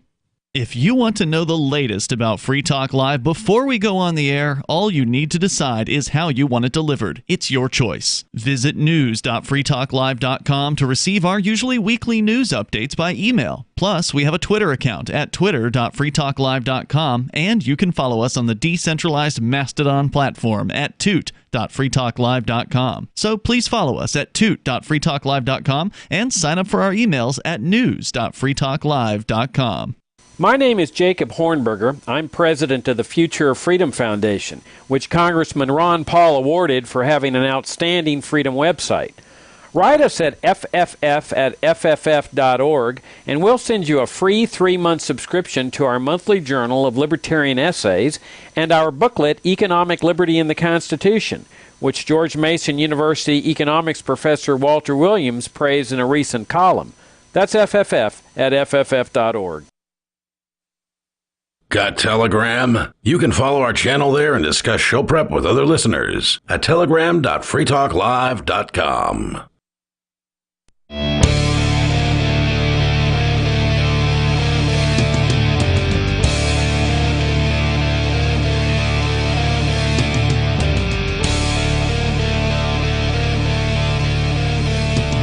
It is Free Talk Live, and you can join the show here. The number is 603-283-6160. That's 603-283-6160. Here tonight, it's Ian. And Chris. And Mark. And you're invited to join us online. Just head over to freetalklive.com. Enjoy the features that we have for you there. Once again, that is freetalklive.com. Also, Bitcoin.com. That's where you can go to learn about cryptocurrency like Bitcoin and Bitcoin Cash. Just click Get Started at the top of the page. You'll find lots of useful introductory information there that you can go through.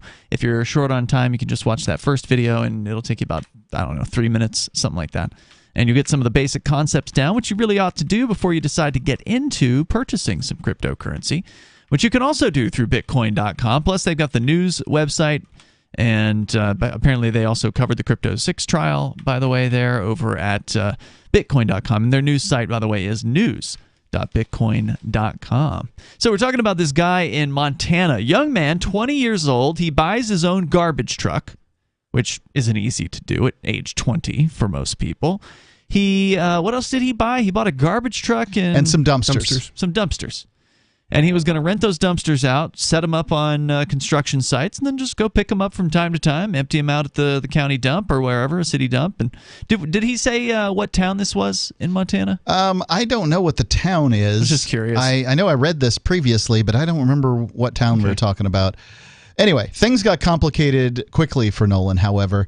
Though he had registered his business, gotten the proper insurance, and complied with all public health and safety standards, he was still missing one thing: a certificate of public convenience and necessity. Now, remember, this isn't about whether it's healthy or safe, or whether or not he's insured, or whether his business is registered with the government. This is a permit that says that the public will have a sufficient amount of convenience and needs this enough. That's what this is. Some group of people, the other business owners, get to make this decision, right? Because they're the ones that sit on the board. The Montana Public Service Commission. The whole point of this is to reduce competition in the marketplace. Get out of here. Are you serious? That's what it is, and this happens all the time. This is the sort of story that Institute for Justice, actually. These are exactly the kind of stories Institute for Justice. Is this an Institute for Justice? No, this is FEE, but Foundation for Economic wouldn't surprise me at all if IJ gets involved in this at some point. Yeah, this is exactly the kind of case that they take up. It's these minimizing competition for the benefit of some minority. Don't they do the exact same thing for hospitals? They have what's called a certificate of need for hospitals, right? In most cities. This is all over. There's all sorts of things like this all over the country. Well, usually it's just called licensing, right? Usually it's just you have to go in front of some stupid board and jump through their hoops and pay the fees and show that you're more compliant. Specific. Yeah, this is a little different. It's a little different. This is even more transparently protectionism. This is protectionism. The business is protecting themselves. This is in your face, like in the law itself. It says you have to prove that there is a demand in the marketplace or whatever, or like somehow it would be certain. And the only reason for it is, like, at least with most licensing, it's like in the name of like protecting the public in some way. Or so like you don't, I don't know, like burn somebody's hair off or something, right? Like maybe a hairdresser, right? At least that's what they claim. There's a safety argument behind it. There's no safety argument behind this. You could land that dumpster on somebody inadvertently. This isn't about safety, though. That's not. Right. This that reminds that's what makes me it different. Of a story. I was talking to a dental hygienist, and she needed to get a permit to do her thing, right? And I was just kind of a permit or a license. What I don't know, one of those. License probably. And I was just kind of teasing about getting a license for doing a thing or whatever. And she's like, "Well, it's very important. I could kill somebody here." Now, I don't know how you kill somebody by scraping crud off their teeth, but I'll take her word for it. Okay. And I'm like, I had used the example in this that the guy who fixes your brakes, he doesn't need a permit. And she's like, "Well, it's very important because I could kill somebody." I'm like, "You don't think the guy who fixes your brakes might kill you?" Right. And of course, she didn't have anything to say about that. But that was the end of that conversation. They'll simply come up with a permit for the guy who fixes brakes rather than fixing the fact that a hygienist shouldn't need maybe one. A dentist should just determine whether or not somebody's qualified. Well, that's the difference between a license and certification, right? So a license is where you go in front of some arbitrary board of bureaucrats, which is usually the other competitors that don't want you to be in the game, and a certification is an independent quote-unquote authority that people can turn to if they value the certification, jump through the hoops to get the certification, and then if they get it, it might make their value more higher in the marketplace. Yeah, I know exactly what you're talking about because there's actually something like that in the computer a bunch of repair world, and I never got any kind of certification in that when I did that business or a business where I fix people's computers. Why did you choose not to? I thought they were, first of all, they're garbage anyway. There's no real value in them in my opinion. If you've got it up here, if you have the knowledge, that's all you really need, right? Well, but somebody must think they're valuable because they get, they're still in business, right? Yeah. Like they're selling certifications. Most of the time, I think it's to get past HR, basically, in order to get into the office where, you interview with the employer, gotcha. right? HR doesn't know whether or not you can fix computers, but if you've got a cert, then they can say, well, he had a certificate. Right, and it's starting my own business. I had no need for HR. And it's actually funny. I actually worked worked for somebody else, another company repairing computers too, and I still didn't need it any kind of certification. It's a joke. It really is. In many cases, even, and these are in this case, it's there's not really much danger. Maybe losing somebody's data, possibly. I mean, but that's a liability issue, and there's insurance for that. And I never lost anybody's data, I don't think, but Going on with the story here, it says, as a result, right when he was about to get his business off the ground, he was given a cease and desist order by the Montana Public Service Commission, the agency responsible for administering the certificate law.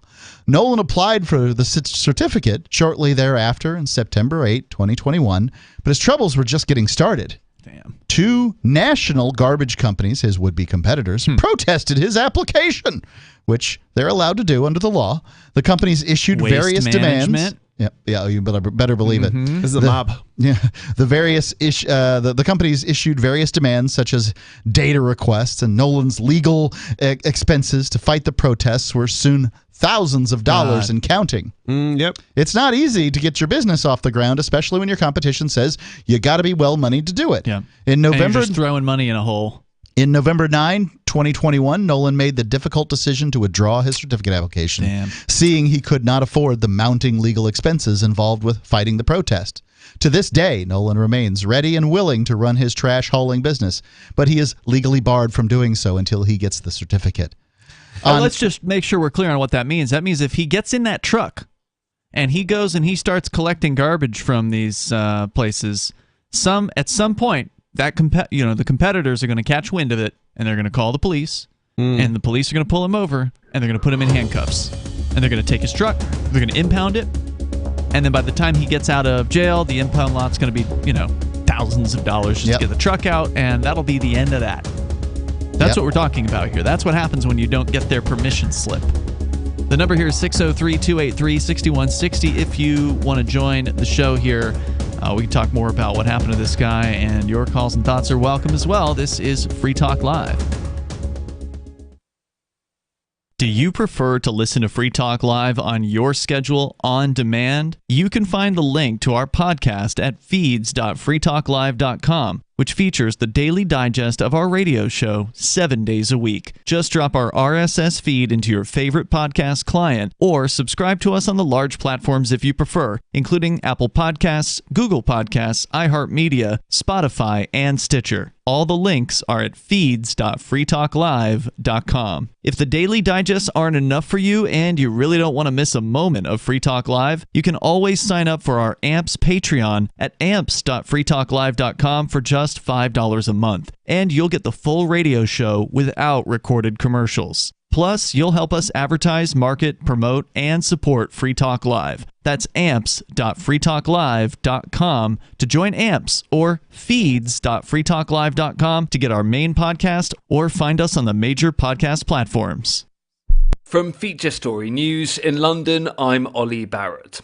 The World Health Organization says China's hospitals appear to be filling up as a latest surge of COVID-19 gathers pace. Beijing insists no one died of COVID on Wednesday, and patients in intensive care remain relatively low. The WHO, though, says it's very concerned about the situation after China moved away from its strict zero COVID stance. UK Health Secretary Steve Barclay reportedly wants to fast-track a pay rise for NHS workers to try and head off further strike action. Nurses and ambulance workers are among those who've taken industrial action over pay in recent days. On Friday, strikes by border force workers will begin. Travel editor of The Sun newspaper, Lisa Minot, says they could have a major impact. Bosses are saying they could actually be forced to close airports. There's 7 million people due to travel over the festive period, and I think the second round of strike action between the 28th and the 31st could be the real pinch point, as a lot of people will be returning back to the UK from after a Christmas break, could actually see that there is going to be serious delays. Japan's approving a new regulation allowing nuclear plants to operate even longer than the previous 60 years. Japan's government's pushing for continued use of older reactors in a bid to meet its carbon reduction goals for 2030. Nora Weineck reports from Tokyo. This change could allow Japan to restart many of its aging nuclear power plants, which have been offline since the triple reactor meltdown at the Fukushima No. 1 power plant in 2011. The decision comes just a day before the government is set to decide on a new energy policy, which is expected to emphasize the usage of nuclear power plants. However, realizing this plan may still take some time as legislation is needed to implement the change, and the opposition is expected to strongly oppose the move. The announcement comes just after a local appeal to stop operations at a 46-year-old reactor in central Japan was rejected by a district court. Japan's government aims to raise the share of energy provided by nuclear power plants from 6.9% to over 20% by 2030. Nora Weinig, Tokyo. Football Australia has issued more bans over the violent pitch invasion during an A-League match played in Melbourne. 8 more fans have been banned from attending Football Australia sanctioned matches and registering as a football participant. Sean Bindley reports. Those punished are aged between 18 and 28 years old, with the ban spanning 5 to 25 years for a variety of violations. Earlier this week, lifetime bans were handed to 2 men over the pitch invasion during the Melbourne derby between City and Victory. It's also been revealed 4 people on banned list were prevented from entering the stadium to watch the match last Saturday night. Football Australia continues to work with Victoria Police to identify others involved. So far, 13 alleged offenders have been charged. From bureaus worldwide, this is FSN. Our Matrix server is about as free as internet chat can be. Join the existing rooms or create your own at chat.freetalklive.com.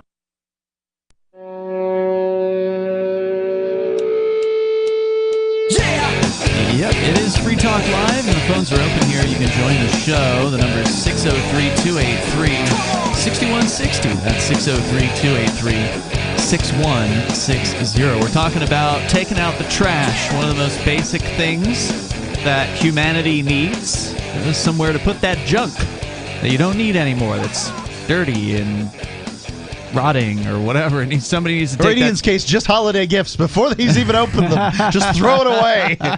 Why open the present? I know I don't want it. Throw it away. That's not what I do, Mark. You are pretty frugal. It's not just frugal. It's minimalist. Yeah, minimalist, frugal. Like to keep things simple. Yeah, just don't send me gifts, please. I don't need it. I appreciate the thought, but I don't need more stuff.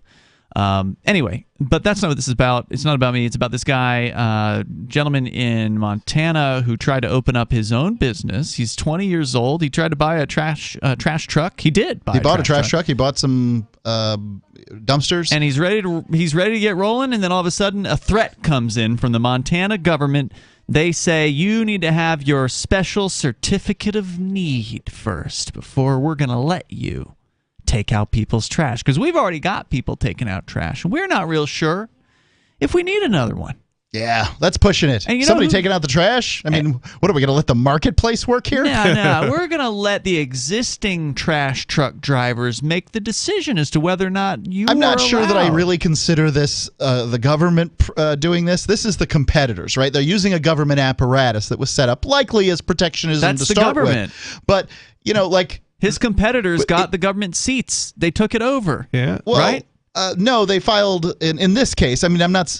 This is a more broad government agency, and the competitors filed disputes with this agency saying, "Hey, we don't need competition," and he has to prove whether he needs they need competition by going through all kinds of legal hurdles. Well, didn't thousands and thousands of dollars didn't worth. This bureaucracy deny him? No, actually, they just kept asking.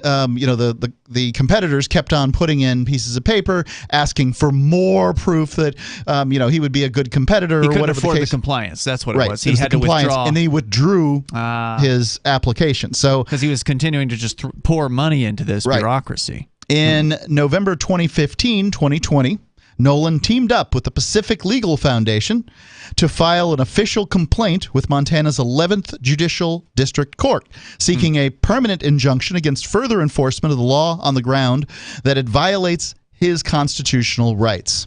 And I hope that, frankly, they get it around the board. We don't need a government agency to determine whether or not we need more competition in the marketplace. That is not their business. I agree. That's picking winners and losers.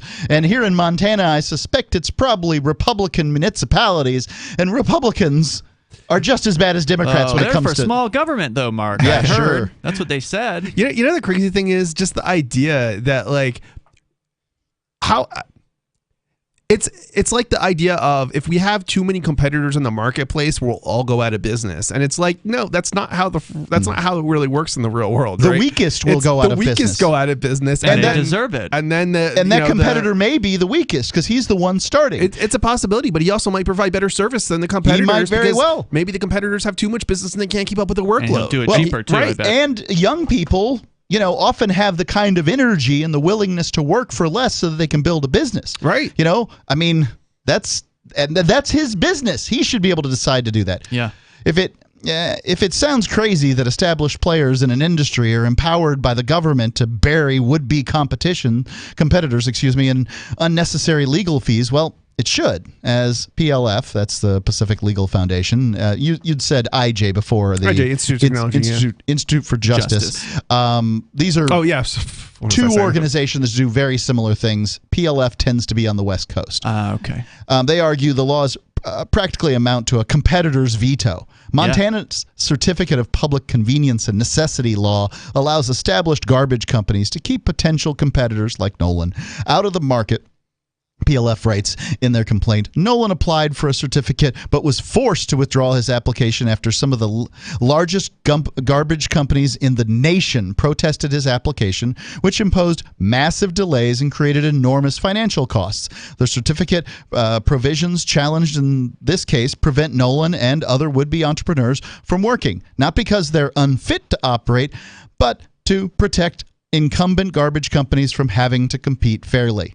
Incumbents can protest for the bare reasons that they do not want to face new competition, PLF continues. And this happens over and over and under so many different names and faces nationwide. Do not imagine for a second, ladies and gentlemen, this is Montana.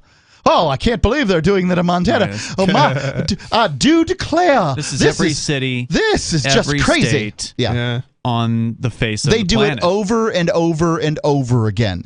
And they'll create situations so that people can't, you're going to have this piece of safety equipment and that piece of, compliance equipment and this cleaning equipment. You got to do all these things. And it means that the person who just wants to sell sandwiches in, maybe they get priced out. A truck or something like that, they get priced out because, they don't want that.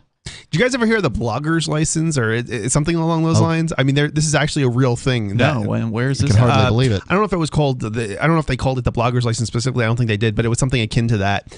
I don't really actually remember exactly where it was, what country, but but it's the same thing. It's like, are you serious? Like, we're talking about something that's free speech, and I think the idea was something around like, well, we can't have unverified opinions on the internet or something. Yes, yeah. And we want to stamp out anybody who has a differing opinion than like the mainstream government approved whatever, right? Or the socially acceptable answer. Yeah, I think that might be, and I'm willing to concede that it might be just news agencies that are saying, nope, we don't need people reporting on the news. We've got people who do that for a living, and you're just undercutting their jobs. But I tend to think that it's probably politicians saying, these bloggers are getting under our skin. It's everybody's got a blog. Yeah. And, here I was in the bathroom propositioning a gay prostitute, and one of these bloggers saw me and went home and wrote it. And and he's like, this has got to stop.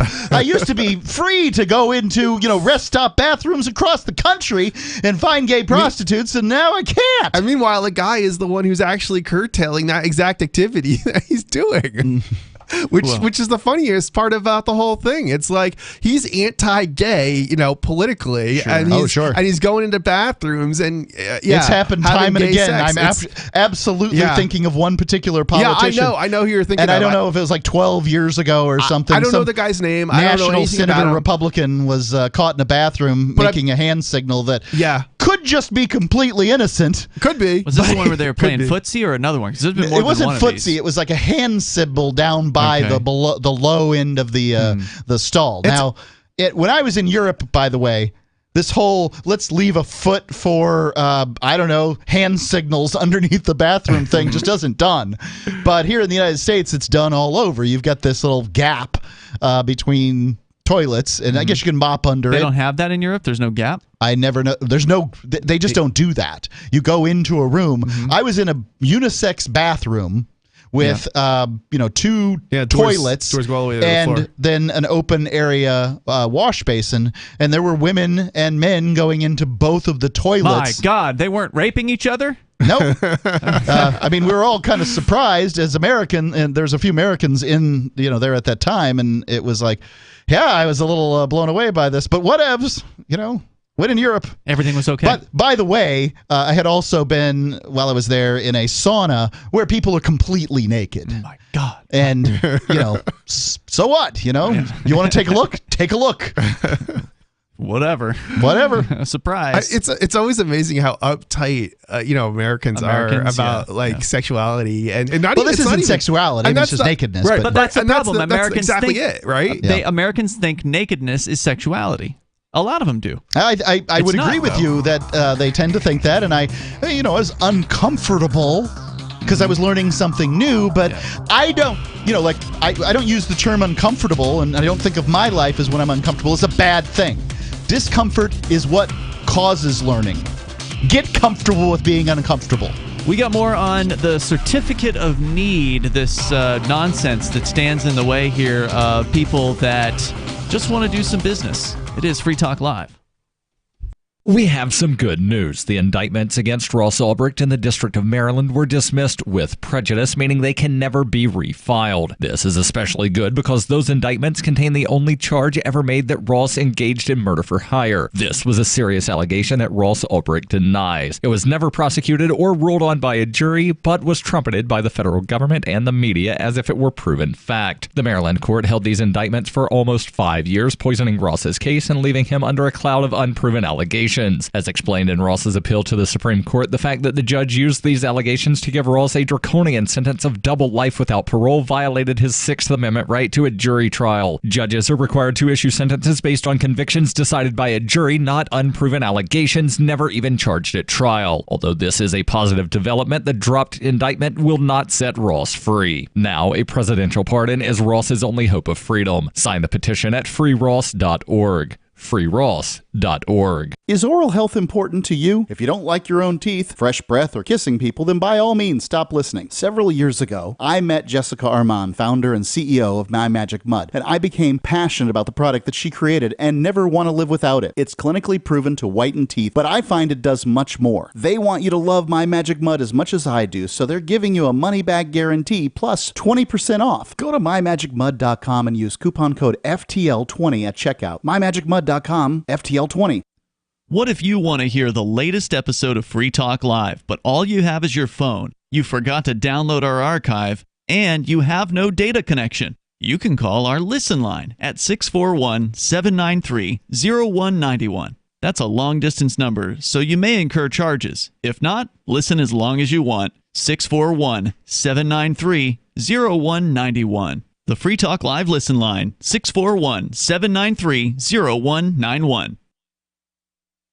Excuse me, is this where I get a license to start a new business? I wouldn't be hasty. You have to get a license to go out of business, too, you know. Oh, well, look, I've invented this little anti-gravity machine, see? Oh, is that why you're walking 2 inches above the floor? Oh, yes, it's very comfortable. It saves on shoe leather. Yeah, well, you have to fill out these forms and report to the Human Services Department of Manpower Orientation and register with the Fair Employment Practice Commission, the Wage and Hour Division of the Employment Standards Administration, the State Sales and Income Tax Division, the Internal Revenue Service, and the Social Security Administration of the Department of Health, Education, and Welfare, and, of course, OSHA. OSHA? I thought that was a little town in Wisconsin. You'll find out. Say, floating around like that could be dangerous. Have you checked with the Consumer Product Safety Commission? Well, not yet. Come to think of it, you actually are flying, aren't you? Look, you need to go over to the Federal Aviation Administration and the Transportation... It's very hard to get anything done these days if you're in business, but free enterprise built this country. Think what could happen if we don't keep it free. A public service of this station and the Center for the Defense of Free Enterprise, Bellevue, Washington. Besides, we just can't have people floating about unregulated, you know. Tired of cancel culture? Sick of mega tech corporations holding an axe over your head? Join the LRN.FM Matrix chat server. It's self-hosted, so no one else can tell us what to do or say. Don't like the existing channels? You can make your own. You can even connect into some of our channels from other Matrix servers. It's federated. For the full LRN.FM Matrix experience, though, you should join our server via the step-by-step instructions at chat.lrn.fm. Chat.lrn.fm.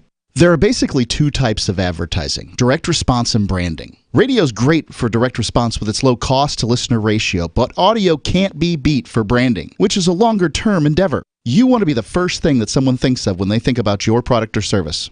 If you have a local business that you want kept top of mind in your community, call the station. If you need national reach, Free Talk Live's got around 200 radio stations, millions of monthly listening sessions, can suit all budgets, and if we don't think we're right for you, we'll tell you. Email me, mark@freetalklive.com. You can stick it to the man and big tech. Join our FTL social mastodon at social.freetalklive.com.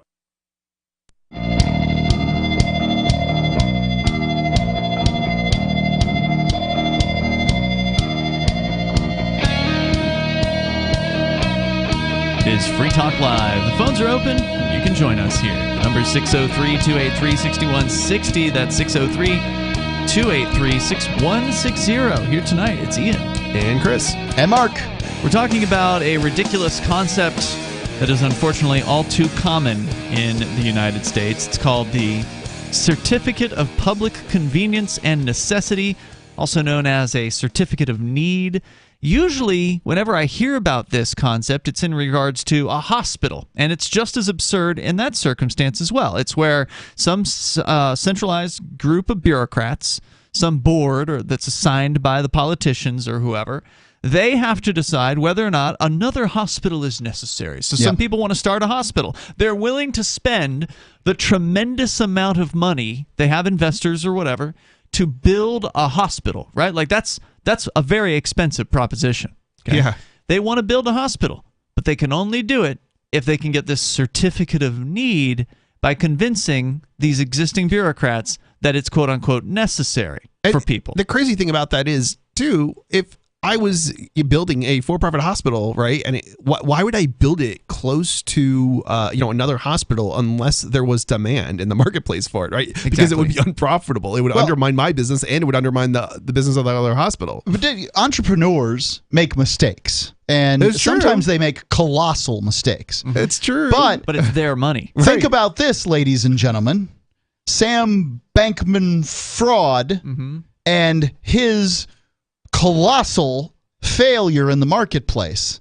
This guy who made just an incredible mistake, has he affected you? Was it a mistake, though? That's the question. Well, I don't know. But, like the people who invested with him, clearly we can say it's a mistake. What did it affect you? It affected some people. It affected a lot of people. But the vast majority of people, it didn't. However, when the government decides to build a bridge to nowhere, you're going to pay for it, or you're going to prison. Yep. Yeah, that's true. That's true. What else do we need to know about this story, Mark? There was more.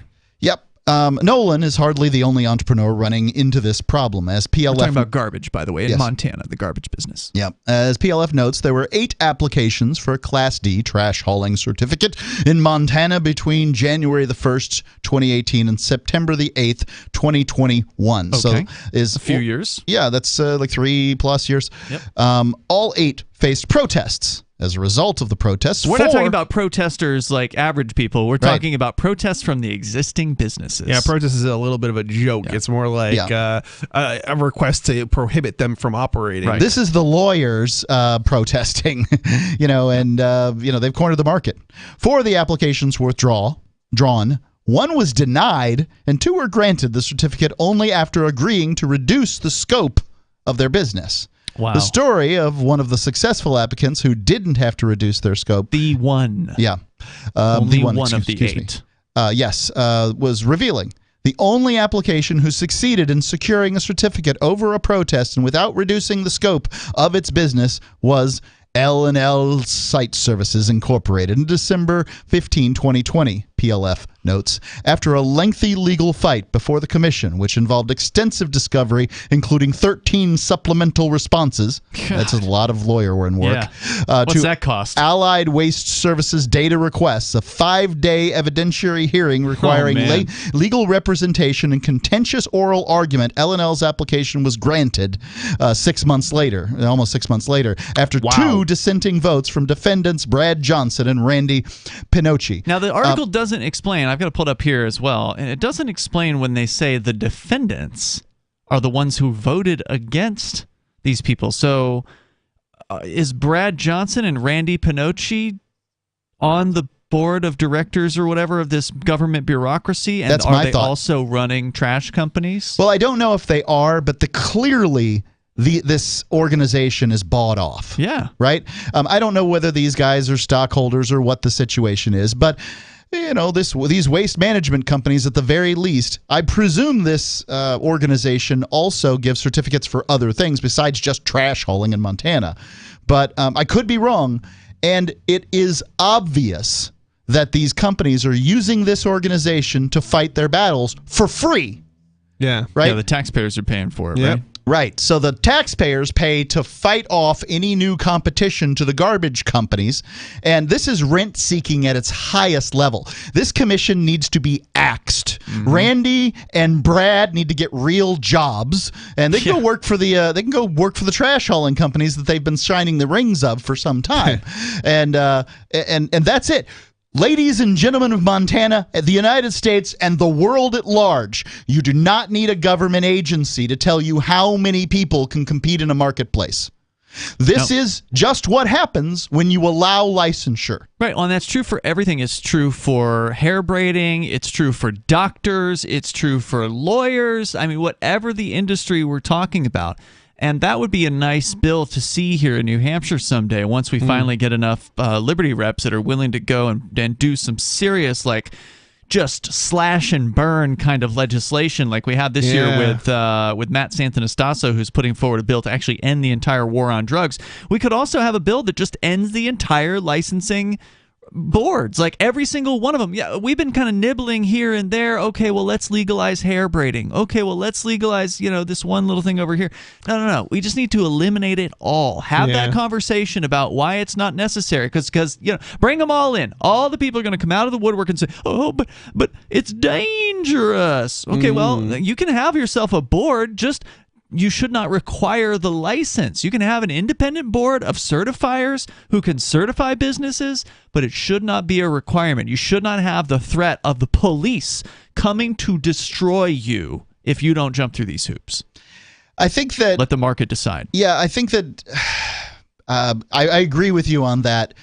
I've just wondered to myself, what if they just said, okay, you have to have whatever, because in many cases, the step down from this is, if you want to be a massage therapist, you have to get one of the massage therapist licenses from one of the many massage therapy schools, right? Now, we see in some cases, smaller states, for instance, there'll be one cosmetology school, and you've got to go there in order to buff someone's nails. Because you could kill them, or whatever the claim is. And I mean, like, I can see why people say this, but this is the most broad and clear instance where this absolutely needs to be done with. This immediately, Montana and every other state needs to get rid of these boards that say who can compete. Because, and this happens, by the way, with doctors too. They limit the number of schools that can kick out doctors, thus limiting the number of doctors. You can only have so many doctors educated in the United States in a given year, not because of how many people want to be doctors, but because of how many seats there are in medical school. Well, that's one control, but then there's also the actual licensing. I mean, there's plenty of nurses, for instance, who have what it takes to do a lot of the things doctors can do, but they're not allowed legally to do so. Unless they're a quote-unquote doctor. So, I mean, and there could be, maybe shade tree doctors. Shade tree doctors, yes, they could. And what I mean by that is, like, for instance, look during the COVID situation, where you literally had doctors being stripped of their licenses because of what they were saying that was counter to the official government propaganda about COVID. You had doctors who were, in the game for decades, in the world of doctoring, and they lost their license. And plenty of doctors who had stepped out, like retired doctors who are like, no, this is crazy. They were already retired, and they're like, well, you can't take my license from me. And there were even more of them because they had nothing to lose. Right. You know, how many doctors towed the line in order to keep the license? I don't know, but I know some did. If those doctors who were stripped of their licenses had gone on and operated anyway publicly, they would have had a visit from a SWAT team or, you know, some sort of government goons that forced them at the threat of violence, potentially arresting them, potentially harming them to stop being a doctor. Whereas if they wanted to keep their shingle hung out for people that wanted to take their word for what they thought of COVID, then they should have been able to do that. People do this all the time. I mean, they don't call themselves MDs, but there's all kinds of doctors out. People call themselves doctors and are doctors or whatever, and people go to for medical advice that do anything from selling magic water to adjusting your spinal cord, spinal column to naturopathy. There's all kinds of things out there that aren't MDs that people go to for medical advice, and they should be free to do that. Shouldn't they? Like, really, America? Do you want to stop people from going and to get their brain waves mapped or whatever? I think there's an argument to be had that, like, there should be, like, I should be able to go to a certified doctor, but I shouldn't be forced to go to a certified doctor. I should be able to go to a non-certified doctor if I so choose. I mean, like, why not a campaign from the AMA, the American Medical Association, that says, go to a real doctor, an AMA doctor. Branding. There you go. We're going to continue here. You can share your thoughts in moments. Bring up whatever you want. Hour number 3 is coming up next. Free Talk Live.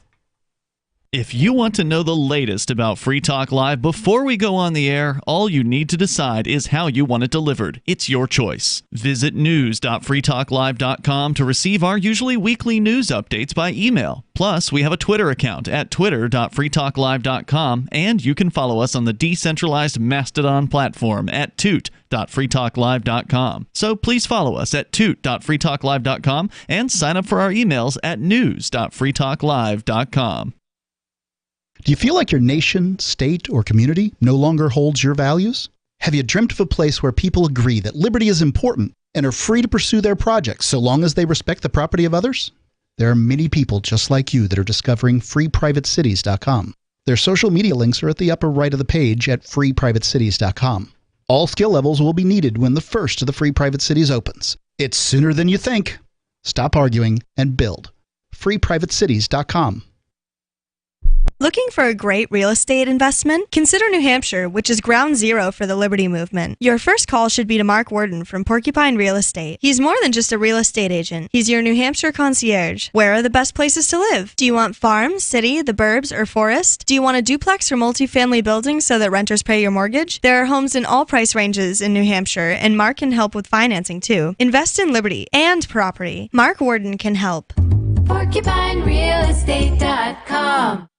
What if you want to hear the latest episode of Free Talk Live, but all you have is your phone, you forgot to download our archive, and you have no data connection? You can call our Listen line at 641-793-0191. That's a long-distance number, so you may incur charges. If not, listen as long as you want. 641-793-0191. The Free Talk Live Listen line, 641-793-0191. You're listening to the live edition of Free Talk Live. Hour number 3 is next after the news here on the Liberty Radio Network at LRN.FM. From Feature Story News in London, I'm Ollie Barrett. The World Health Organization says China's hospitals appear to be filling up as a latest surge of COVID-19 gathers pace. Beijing insists no one died of COVID on Wednesday, and patients in intensive care remain relatively low.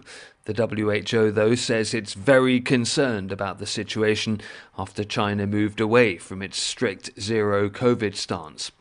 UK Health Secretary Steve Barclay reportedly wants to fast-track a pay rise for NHS workers to try and head off further strike action. Nurses and ambulance workers are among those who've taken industrial action over pay in recent days. On Friday, strikes by Border Force workers will begin. Travel editor of The Sun newspaper, Lisa Minot, says they could have a major impact. Bosses are saying they could actually be forced to close airports. There's 7 million people due to travel over the festive period, and I think the second round of strike action between the 28th and the 31st could be the real pinch point, as a lot of people will be returning back to the UK from after a Christmas break, could actually see that there is going to be serious delays. Japan's approving a new regulation allowing nuclear plants to operate even longer than the previous 60 years. Japan's government's pushing for continued use of older reactors in a bid to meet its carbon reduction goals for 2030. Nora Weineck reports from Tokyo. This change could allow Japan to restart many of its aging nuclear power plants, which have been offline since the triple reactor meltdown at the Fukushima No. 1 power plant in 2011. The decision comes just a day before the government is set to decide on a new energy policy, which is expected to emphasize the usage of nuclear power plants. However, realizing this plan may still take some time, as legislation is needed to implement the change, and the opposition is expected to strongly oppose the move. The announcement comes just after a local appeal to stop operations at a 46-year-old reactor in central Japan was rejected by a district court. Japan's government aims to raise the share of energy provided by nuclear power plants from 6.9% to over 20 by 2030. Nora Weineck, Tokyo. Football Australia has issued more bans over the violent pitch invasion during an A-League match played in Melbourne. 8 more fans have been banned from attending Football Australia sanctioned matches and registering as a football participant. Sean Bindley reports. Those punished are aged between 18 and 28 years old, with the ban spanning 5 to 25 years for a variety of violations. Earlier this week, lifetime bans were handed to 2 men over the pitch invasion during the Melbourne derby between City and Victory. It's also been revealed 4 people on banned lists were prevented from entering the stadium to watch the match last Saturday night. Football Australia continues to work with Victoria Police to identify others involved. So far, 13 alleged offenders have been charged. From bureaus worldwide, this is FSN. With FSN Spotlight, I'm Simon Marks, with more today on the German perspective of the situation in Ukraine after President Biden announced another $2 billion in military assistance for Kiev during President Volodymyr Zelensky's Wednesday visit to Washington. The German government is among those in Europe holding out the possibility of a negotiated settlement between Russia and Ukraine and argues that it's important to keep channels of communication open with Vladimir Putin, despite US claims that he's a war criminal. We need to be patient. We need to give Ukraine the necessary time and make sure that the West stays united and supplies Ukraine with what is needed. Miguel Berger is the German ambassador to Britain and says with Russia preparing for a spring offensive in Ukraine, the world may have to wait for negotiations to occur. The Ukrainians know that this is going to come once the winter is over. And what we have to do is really to supply them with the maximum amount of support we can give to them. If at a certain stage it's necessary to sit down and talk with the Russians, yes, I have no doubt about it. But the crucial question is, has Putin understood that his imperialistic view, that he can occupy a country, that he will fail with that? And so far the Russians have not understood the lesson. Only if they do, he says, can negotiations ever begin with Moscow. With FSN Spotlight, I'm Simon Marks. To recap the top stories, the WHO says China's hospitals appear to be filling up as COVID-19 surges. The UK's Health Secretary reportedly wants to fast-track a pay rise for NHS workers to head off further strikes. Japan's approving new rules to allow nuclear plants to operate longer than the previous 60 years.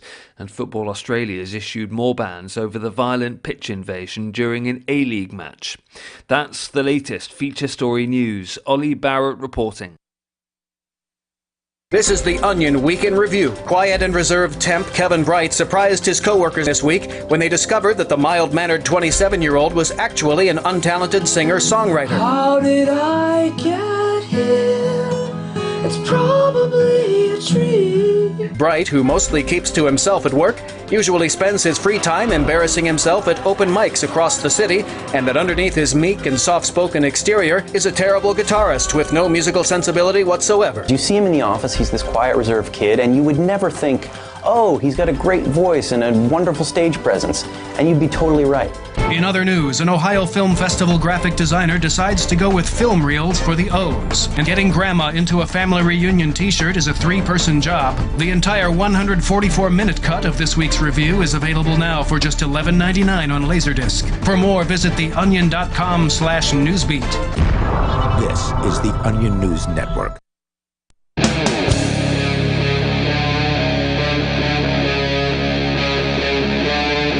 Free Talk Live.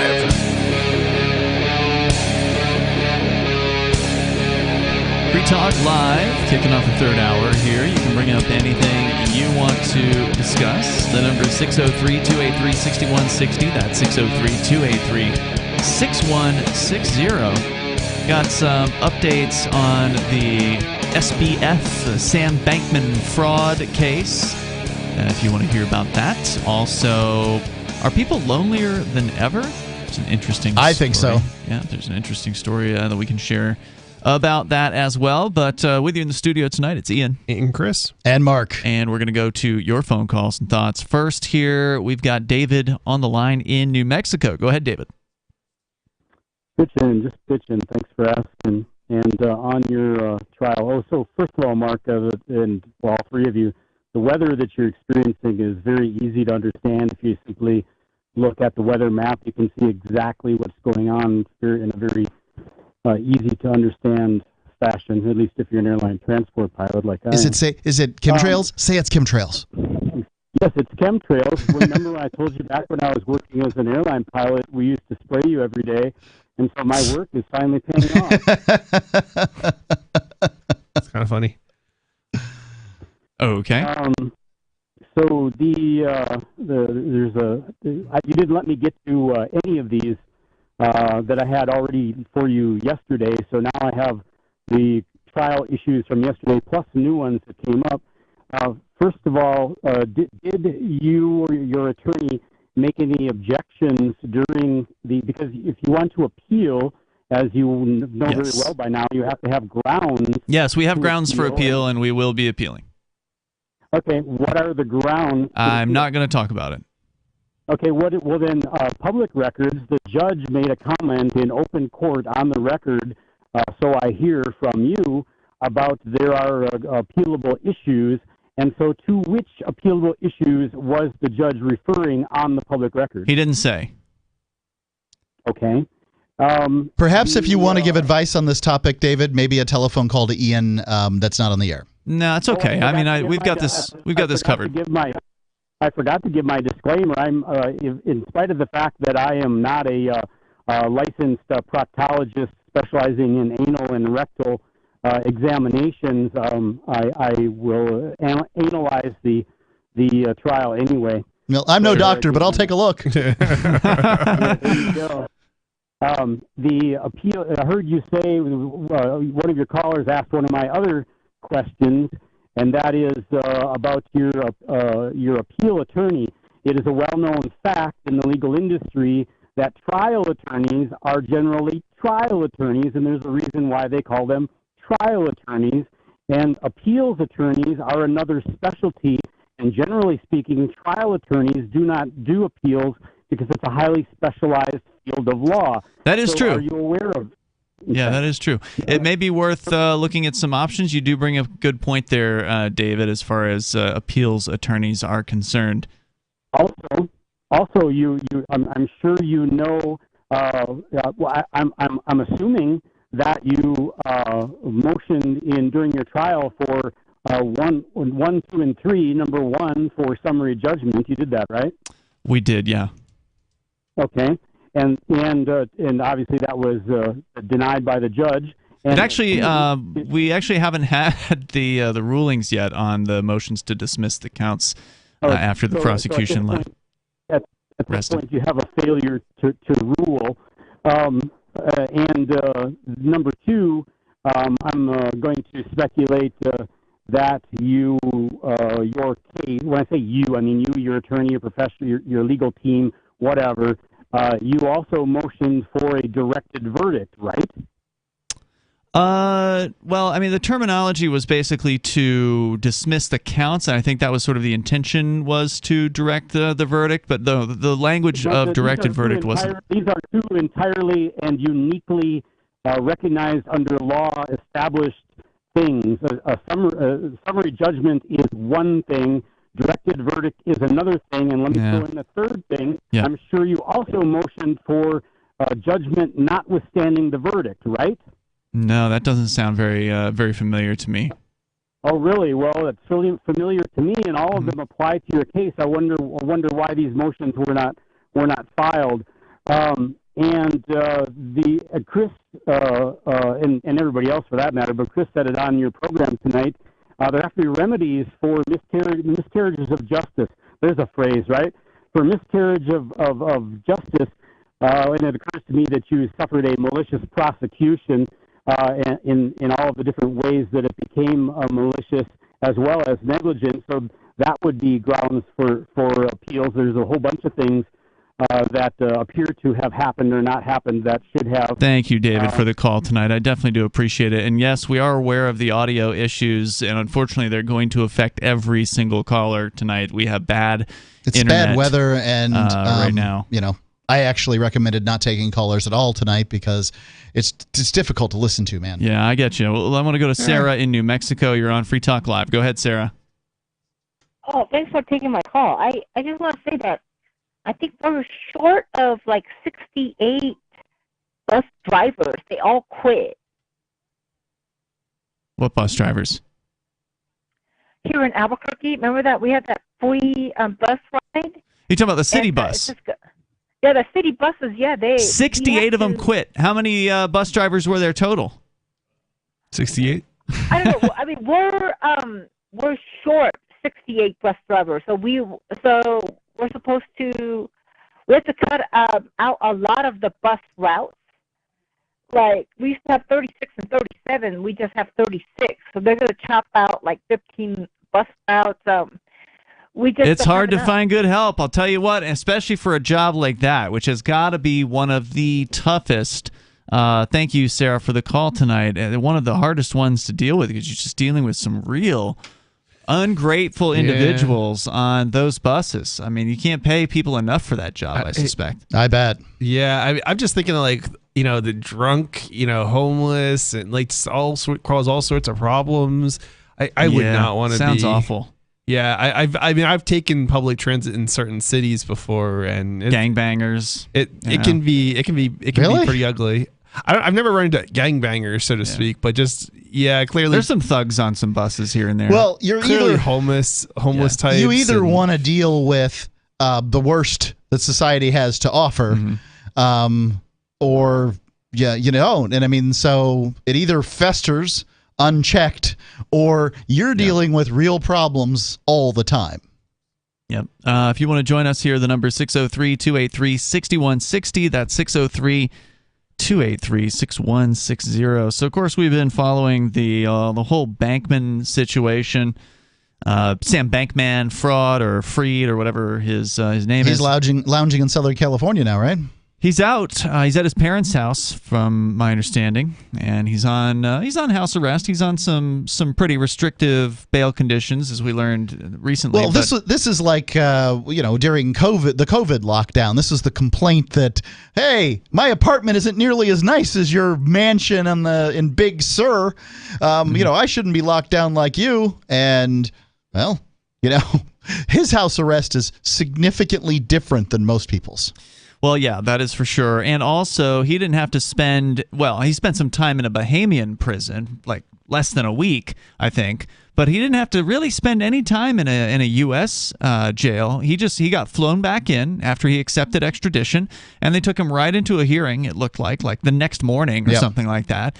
And that was probably in exchange for him not fighting their extradition. And he got cut loose, Yep. They didn't say he was some sort of dastardly criminal, criminal mastermind like they said with me. Kingpin was their choice of words. Yeah, they kept me in jail. They kept our friend Nobody in jail for 6 months, and they kept me in jail for 69 days. And they made it as hard as they possibly could for us to get bail. This guy, he just walks right out after paying the $250 million bond. in that case. And as I understand it, it wasn't even like $250 million cash. They put up a house, and then some other people who had assets signed off. So it wasn't like they just went in there with a $250 million check and handed it over. At least that's what the media was reporting. There's a little bit here going on because it looks like his ex-girlfriend is rolling on him, as well as his co-founder in this case. And one of the Twitter reporters has done a breakdown on some I heard she'd roll on a lot of people. Some of the things that we've learned so far. You can share your thoughts and bring up whatever you want. It is Free Talk Live. Why did you move to the Shire? I moved here to the Shire because there's other people around who take liberty just as seriously as I do. I moved to the Shire because I saw videos of people challenging authority and thought that I could get support myself. It called to me, like, do this, right now. I wanted to be around people like me who got it, and once I got here, I knew there was nowhere else that I wanted to be. I've always wanted to change the world, so I moved to the Shire to join people who were actually working towards doing the same thing. The people here are awesome, loving, and positive. It was for the adventure and for the feeling of something important is happening here. And I just wanted to come to sort of be part of that.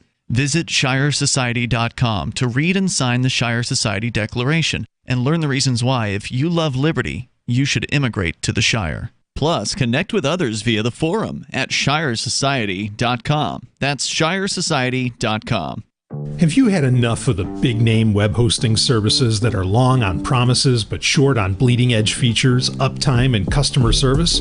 Try Agorist Hosting, the agile web host that offers full concierge service from website redesign, full e-commerce solutions, custom apps for your Shopify store, IPFS integration, and more. Agorist Hosting is ready to take your web presence into the future. To get started, head over to agoristhosting.com. Gold and silver. You can own the most stable assets in recorded history with BullionMax.com. Buy direct from BullionMax.com without talking to a salesperson, and your precious metals shipped fully insured directly to your home. Free Talk Live can get you their silver starter kit at employee pricing. Just go to BullionMax.com/FTL. It includes 5 ounces of the most desirable silver products plus a free gold bag. This offer is limited to 1 per household, so get yours now. Go to BullionMax.com/FTL. So the protection of life, liberty, and property is what the Free State Project is all about. But it's an effort to move 20,000 people who understand. It's about demonstrating to the entire country that, yeah, we can have a free market, a truly free market. Making it just a freer, great place to live. It's the world's largest voluntarist libertarian community, and it's only getting bigger. That's amazing, to be able to move to a place where other people passionately believe in being free and independent. What the Free State Project is managing to do, though, is to put their money where their mouth is. Physically getting up across the country and saying, let's go someplace and let's demonstrate the power of these ideas. There's a lot of kind of philosophy that surrounds liberty. There's a lot of thinking about it and talking about it. But here in New Hampshire, people are doing it. 101 Reasons Liberty Lives in New Hampshire, a documentary by Free State Project Early Movers. Watch it free at 101reasonsfilm.com. 101reasonsfilm.com. Tired of cancel culture? Sick of mega tech corporations holding an axe over your head? Join the LRN.FM Matrix chat server. It's self-hosted, so no one else can tell us what to do or say. Don't like the existing channels? You can make your own. You can even connect into some of our channels from other Matrix servers. It's federated. For the full LRN.FM Matrix experience, though, you should join our server via the step-by-step instructions at chat.lrn.fm. Chat.lrn.fm. So you've signed the Shire Society Declaration and are planning your move to New Hampshire to be around more liberty-oriented people. Next, sign up for the Shire Society Forum at forum.shiresociety.com. There are a bunch of people there who are already in the Shire, and they want to meet you. If you're already in the Shire physically, you should also come by the forums. Remember, not everyone uses Facebook. New people are signing up for the Shire Society Forum every month, so drop in and say hello at forum.shiresociety.com. Don't miss a moment of Free Talk Live. Get our archives daily via our podcast at feeds.freetalklive.com.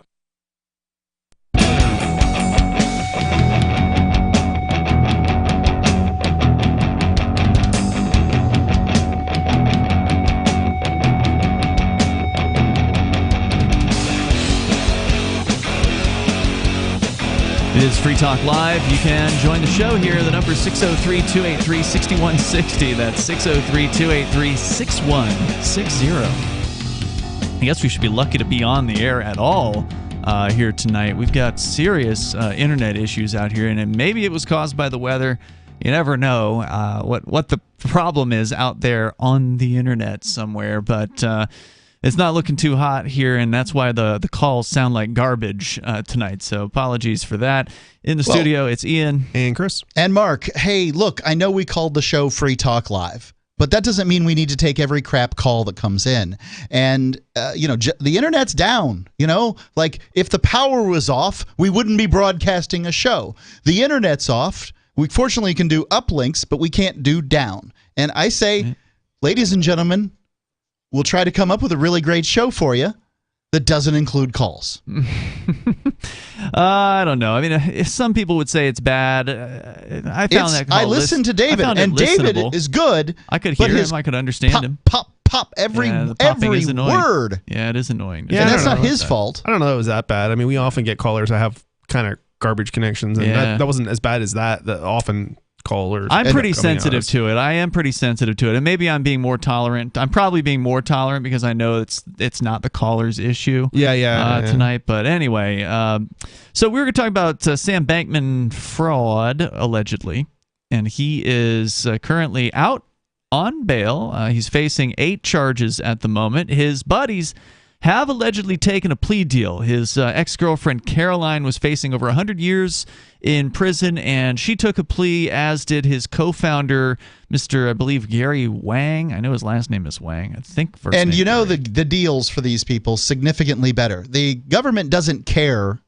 about getting justice. It cares about getting the name. Yes. And so Sam's the name they want. Yep. And I don't know what they're offering him at this point, but they're probably going to be offering him something soon or already have. And we will find out, I'm sure, if he takes that deal relatively soon. But for now, his cohorts are turning on him. According to Compound 248 on Twitter, he looked over the SEC filing. So there's actually 2 sides to this now. So you've got the criminal charges that are being brought in the FTX case. For those that don't know, we're talking about a cryptocurrency exchange that failed spectacularly back in early November. They're bringing criminal charges for things like wire fraud and various different conspiracy to commit wire fraud and things like that for the operators of the FTX exchange, including Mr. Bankman, his ex-girlfriend, and his co-founder, and probably some others. But now the SEC, the Securities and Exchange Commission, has also brought a lawsuit, in this case against FTX, in regards to the FTT token. So FTX had its own token that it issued, and the SEC S-coin. And the SEC is saying that token was a so-called security. And so they're bringing a very similar case probably to what they brought against Library, what Library lost, unfortunately, against the SEC within recent weeks. And they're doing the same thing. But what they're doing is they, before they filed this case, they spoke with Bankman's ex-girlfriend and Wang, the other guy who was involved, and got some information because they are now cooperating with the federal government. So according to the SEC's lawsuit, the account here at Twitter, Compound 248, dug some of the information up here. Apparently, they say that Mr. Wang had built a backdoor to the FTX exchange for Alameda Research, which was Sam Bankman's investment house, in order for them to sweep funds out of FTX and then use that for their own investing purposes, to take customer money and use that for investing and trading and things that they weren't supposed to be doing with customer money. Apparently, Sam invested in real estate, politicians, and venture capital. Caroline says Sam directed her to take customer funds from FTX in exchange for their made-up FTT S-coin. This directly contradicts Sam's repeated "I don't know" statements. Caroline is throwing Sam under the bus. Well, they were throwing each other under the bus. He was throwing her under the bus previously. Sure. But she's the one cooperating with the feds. Well, despite she's the one who got the opportunity to cooperate. Yeah. Despite already having borrowed, quote unquote, billions and billions of FTX customer assets by May of 2022, when crypto went bump in the night, Alameda couldn't fulfill its borrower obligations. So Sam ordered Caroline to take even more FTX customer money in order to pay off their loans that they had, or the creditors or whatever that they'd had. So they're digging in deeper and deeper over the year in 2022. The violations peaked in 2022, but it began years ago from the start of FTX. This wasn't a recent accident. It was a multi-year fraud, at least so alleges the SEC lawsuit. And they have, this is like a summary, right? But they actually have scans of the lawsuit with highlights all over it. And I'll post this up at social.freetalklive.com. You can take a look at it. Is this was this a publicly traded company? I doubt it. Okay, I'm just private exchange run by Sam and his buddies. I'm just trying to wrap my head around it a bit, because they keep throwing these accusations against him, and I don't know, I'm not like a fan of the guy or anything, but. And I would never recommend anybody have ever used the exchange, but it's just like one of these things that's like, it's, PayPal's unregulated, or they're lightly regulated too, as a money MSB as opposed to a bank or something similar. Yeah, they're right? not a bank. And they can freeze your money and, do all sorts of things that a bank wouldn't necessarily have any obligation. Like banks have certain fiducial responsibilities that an MSB might not have. And so you might not get your money back if PayPal freezes your account, versus a bank, they'd have to give you your money back. But it just then goes back to, well, okay, I mean, what obligations did, FTX actually have, and, why? It's like, I don't know. It's just like, I don't know.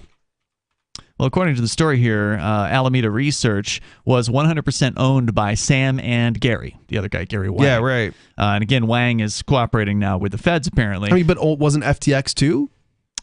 Probably. I don't know the details on the ownership there. It was probably Sam in that case. Yeah, I mean, so what difference? I almost want to say, what difference does it make? I don't know. I mean, I guess the idea is in the contract or the terms of service, it was saying that it was your funds. But how is that any different than, say, PayPal?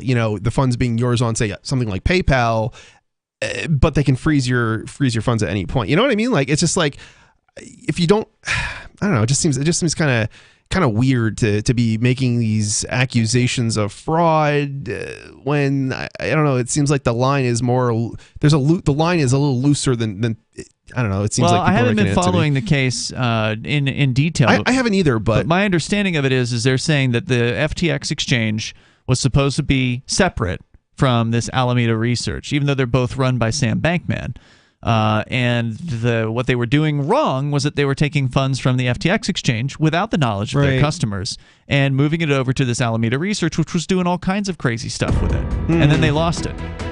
Yeah. And now they're in the red by billions of dollars to their customers. It seems like sloppy management. And yeah, it is. I mean, they did some things they shouldn't, but it sounds like every company out there just about. This is a pretty this is extra super sloppy. This is slimy. They're saying maybe. This was a plan. Now, they didn't plan, I don't think, to lose like they did, but they were planning to take customer funds. More coming up. Because we are smothering in spam, please do not reply to all when you can instead reply. I was recently among over 100 invited to a corporate reunion. It's always a warm affair, and that's the problem. Enthusiasm for our upcoming get-together caused many recipients to RSVP the organizer with a cheery reply to all. I can't wait. Then others piled on with a reply to all to that.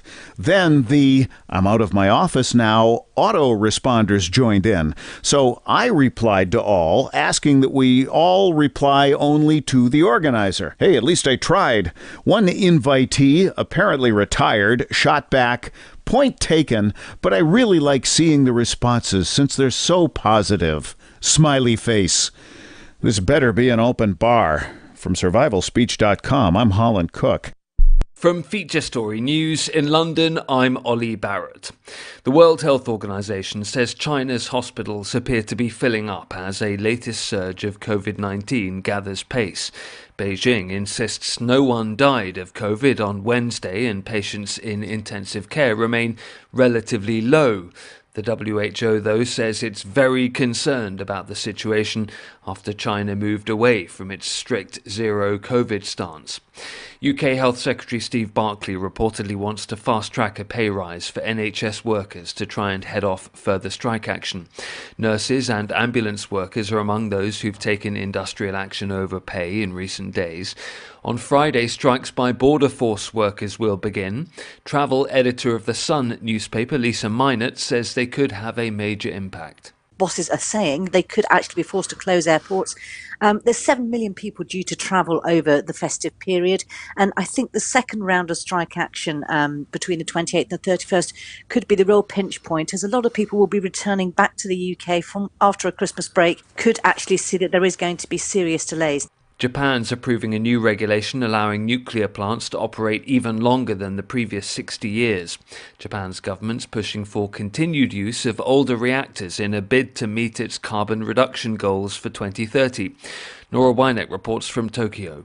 This change could allow Japan to restart many of its aging nuclear power plants, which have been offline since the triple reactor meltdown at the Fukushima No. 1 power plant in 2011. The decision comes just a day before the government is set to decide on a new energy policy, which is expected to emphasize the usage of nuclear power plants. However, realizing this plan may still take some time, as legislation is needed to implement the change, and the opposition is expected to strongly oppose the move. The announcement comes just after a local appeal to stop operations at a 46-year-old reactor in central Japan was rejected by a district court. Japan's government aims to raise the share of energy provided by nuclear power plants from 6.9% to over 20 by 2030. Nora Weineck, Tokyo. Football Australia has issued more bans over the violent pitch invasion during an A-League match played in Melbourne. 8 more fans have been banned from attending Football Australia sanctioned matches and registering as a football participant. Sean Bindley reports. Those punished are aged between 18 and 28 years old, with the ban spanning 5 to 25 years for a variety of violations. Earlier this week, lifetime bans were handed to 2 men over the pitch invasion during the Melbourne derby between City and Victory. It's also been revealed 4 people on banned lists were prevented from entering the stadium to watch the match last Saturday night. Football Australia continues to work with Victoria Police to identify others involved. So far, 13 alleged offenders have been charged. From bureaus worldwide, this is FSN.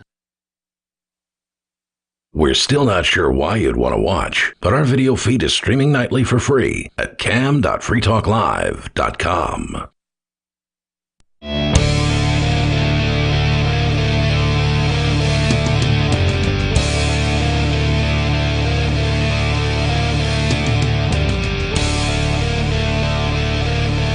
This is Free Talk Live. And you can join the show here at 603-283-6160. That's 603-283-6160. With you in the studio here tonight, it's Ian. And Chris. And Mark.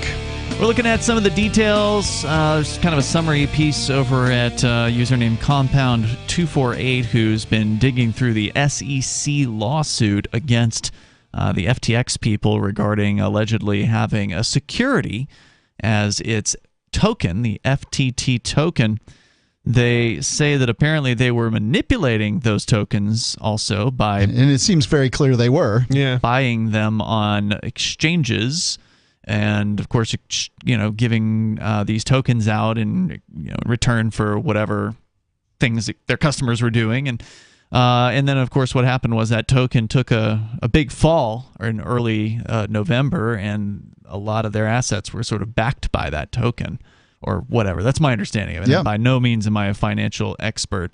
But I will link to this full piece, which includes excerpts from the actual What they were doing was document. what banks have done for a very long time. It's fractional reserve banking. But without the government's okay. That's correct. Yeah. They are essentially issuing tokens and then keeping up the value of them. It's a little different, a bit more of a shell game, but it's very similar. If a bank, which can lend out $10 for every $1 on deposits, And then it has the backing of the United States federal government to pay off most of their accounts because most of their accounts are going to be below $100,000. It's $250,000. I mean, is it $250,000? This is why I don't feel like this is that big of a deal by comparison, because the government does the same thing. So why are we so upset when somebody does it on a private, like at a private level, right? It's a private company at a private level. You bought into it. You didn't have to keep your crypto on the exchange. You did. You chose to.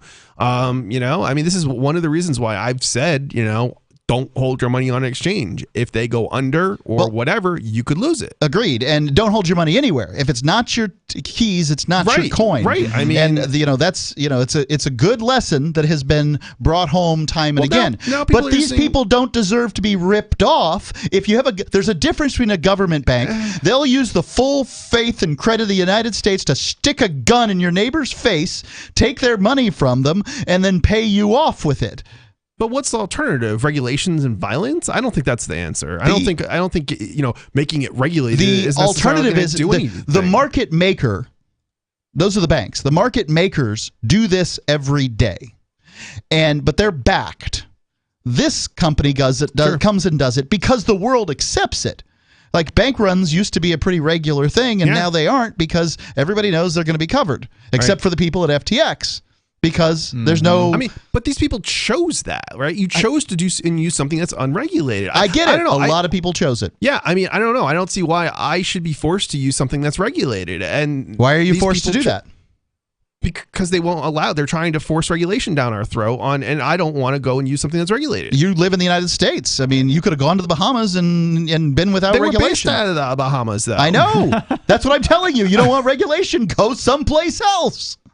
But they wanted to regulate somebody in the Bahamas. They got him anyway. Right. They were doing American citizens is what I see what you're saying. There are American citizens involved. The United States is going to do this.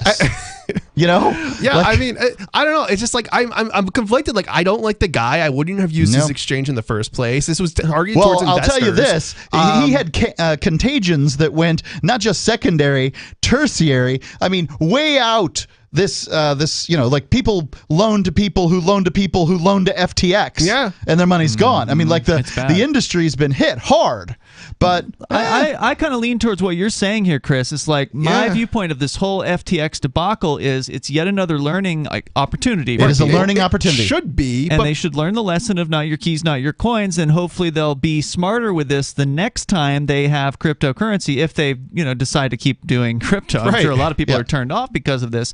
But I think you were found guilty in part because of this. What's interesting about this situation is specifically that this character, Bankman, was an advocate for regulation.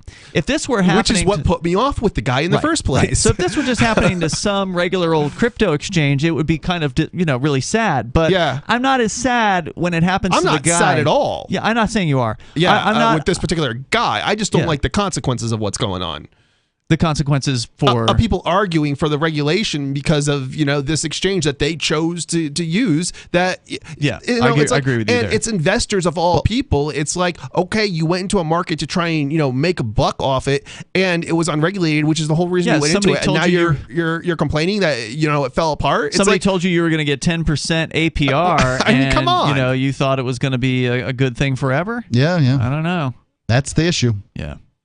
So that's that update there. So they're squawking. His cohorts are talking to the feds, and of course we don't know what that's going to do for their sentence. His ex-girlfriend is probably going to have to testify against him, which will probably mean she'll get a fairly light sentence. Well, when all said it probably won't go anywhere because we almost never have trials in the United States. Yeah, that presumes he goes to trial, which of course there's no reason to presume that. So Washington Post, in a story that actually I bookmarked around Thanksgiving, we didn't have a chance to get to it, but I think it might be interesting. It's about people and just being alone. The headline, Americans are choosing to be alone, and here's why we should reverse that. So they talk about people in Thanksgiving not going to see their family. They say time spent with friends went down during COVID-19 and time spent alone went up. Thanksgiving was not spared. Americans spent 38% less time with friends and extended family over the Thanksgiving weekend in the last 2 years than they had a decade prior. And now they say for the scarier news, our social lives were withering dramatically before COVID-19. And we've talked about this, how people have gone online, especially younger people, spending less time with their friends and apparently their families as well. Between 2014 and 2019, time spent with friends went down and time spent alone went up by more than it did during the pandemic. And then they give a chart that shows that. Well, I'll tell you, I mean, I watch social media, Instagram and, maybe other places, I don't even know. But I see a lot of memes from a lot of introverts, hypochondriacs, weirdos.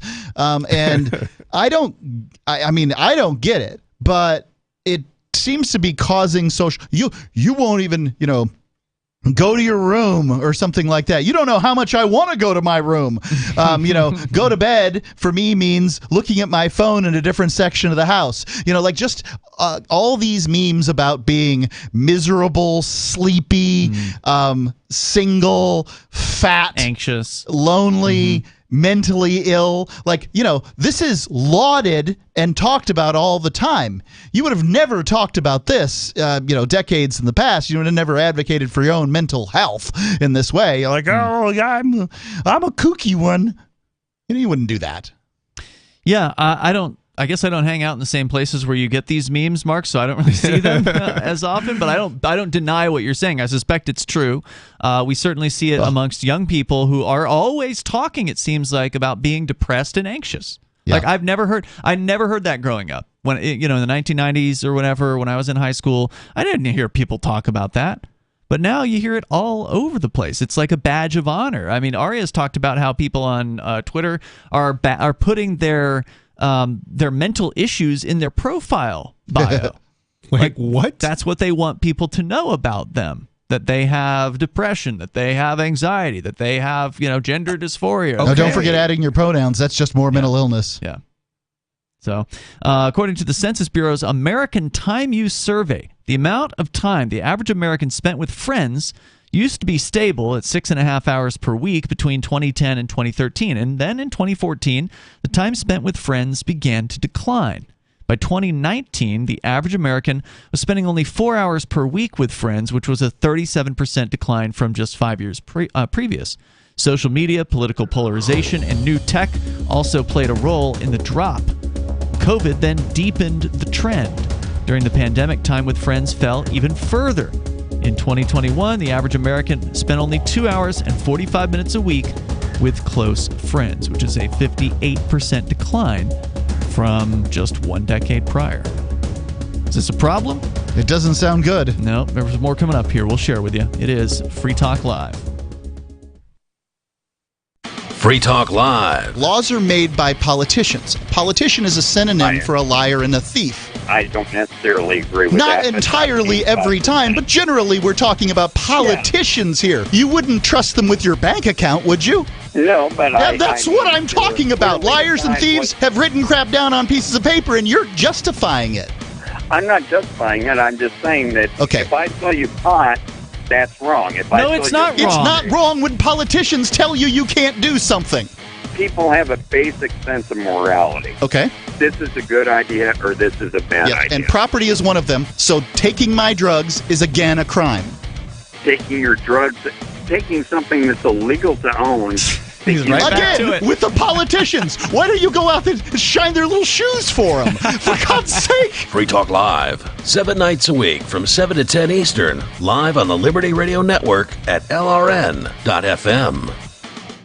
The new 4th edition of Healing Our World, The Compassion of Libertarianism, will take your understanding of liberty to a deeper level and has over 1,300 updated references, new cartoons, and a foreword by Dr. Ron Paul. With discounts for multiple book purchases, the 4th edition of Healing Our World is a great gift for the liberals, pragmatists, environmentalists, and Christians in your life who think libertarianism is cold-hearted. Get yours today at healing.freetalklive.com and use promo code FTL for a $5 discount. If you want to know the latest about Free Talk Live before we go on the air, all you need to decide is how you want it delivered. It's your choice. Visit news.freetalklive.com to receive our usually weekly news updates by email. Plus, we have a Twitter account at twitter.freetalklive.com, and you can follow us on the decentralized Mastodon platform at toot.freetalklive.com. So please follow us at toot.freetalklive.com and sign up for our emails at news.freetalklive.com. Hi, I'm Derek J. To me, an activist's calling is to actively work to advance a cause. The cause for which I work is personal freedom. I believe my life is best when I engage in voluntary interactions and self-government. I reject the idea that anyone else has a higher claim to my life or my body than I do. I see people who call themselves the government as a threat to my personal freedom. I realize you may feel differently, but my relationship with the people who call themselves the government is completely involuntary. If Starbucks used some of its money to drop bombs, I wouldn't shop there. So why would I support the American empire? The empire does not require my consent. Derek J's Victimless Crime Spree. Watch it for free and order the Director's Cut DVD at victimlesscrimespree.com. That's victimlesscrimespree.com. What if you want to hear the latest episode of Free Talk Live, but all you have is your phone, you forgot to download our archive, and you have no data connection? You can call our Listen line at 641-793-0191. That's a long-distance number, so you may incur charges. If not, listen as long as you want. 641-793-0191. The Free Talk Live Listen line, 641-793-0191. Are you tired of your taxes funding endless occupations around the world? Antiwar.com is run by people who understand that wars abroad become wars at home, wars on our freedoms. Antiwar.com is dedicated to bringing you the latest in news, views, interviews, and reviews from the top movers and shakers in the anti-occupation movement. Antiwar.com has it all, from thorough foreign policy analysis to interviews with whistleblowers who used to run the military-industrial complex. Anti-war, pro-free market. That's antiwar.com. You can help spread the ideas of liberty with our Patreon for just $5 per month at amps.freetalklive.com.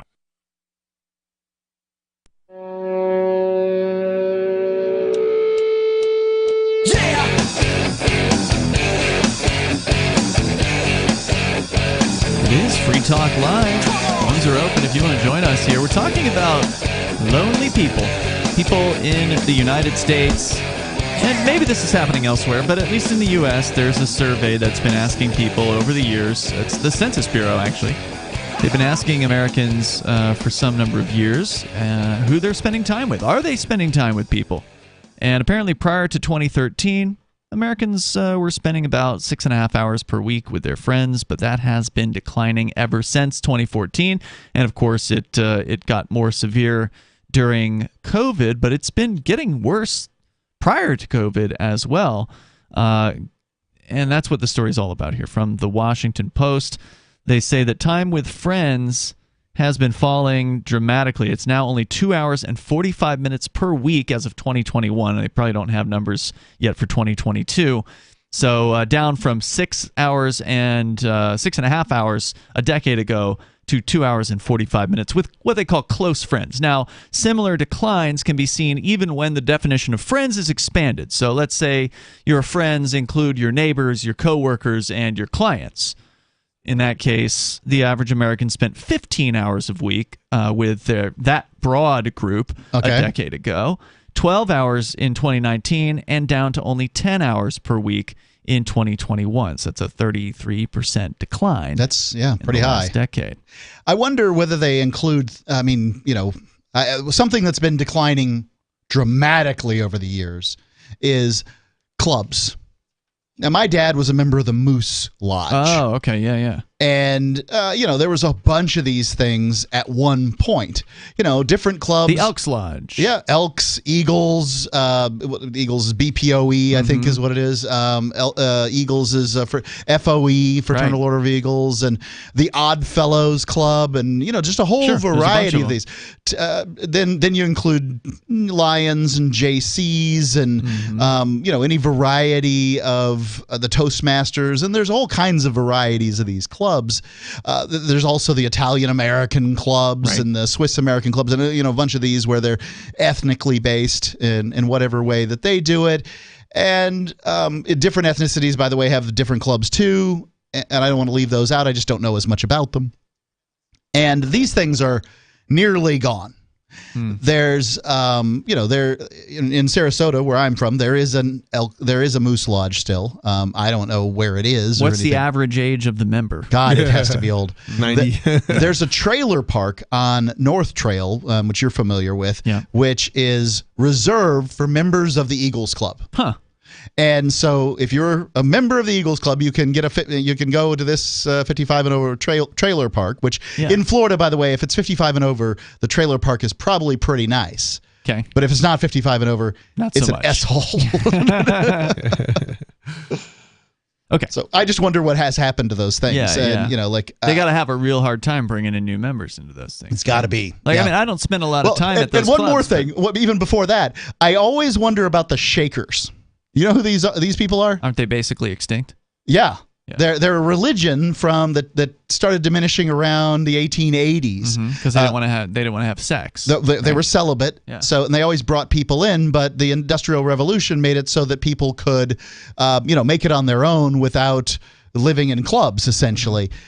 And there's a handful of Shakers left with all this property, and they don't know what they're going to do with it. I mean, I'm surprised the hustlers haven't come in. I'm a Shaker. Okay. I don't know.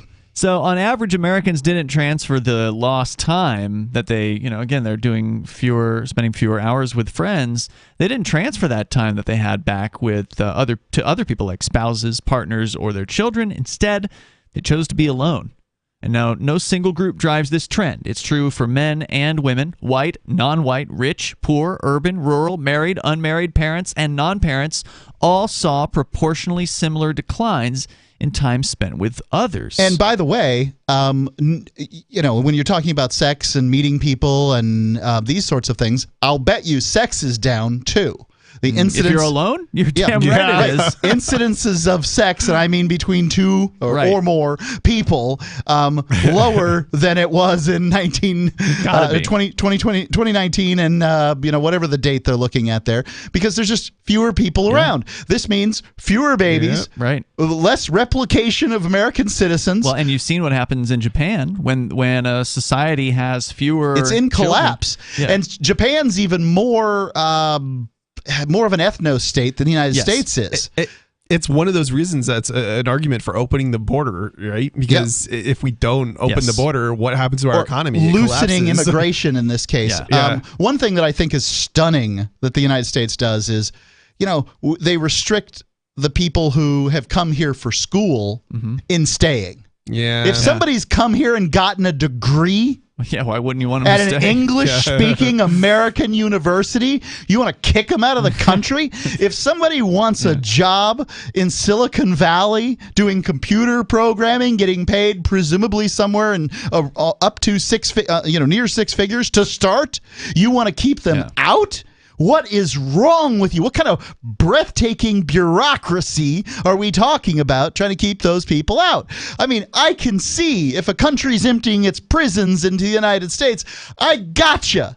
But if you're talking about educated individuals who have with a high earning potential that can speak English like a native speaker, by God, let them in here.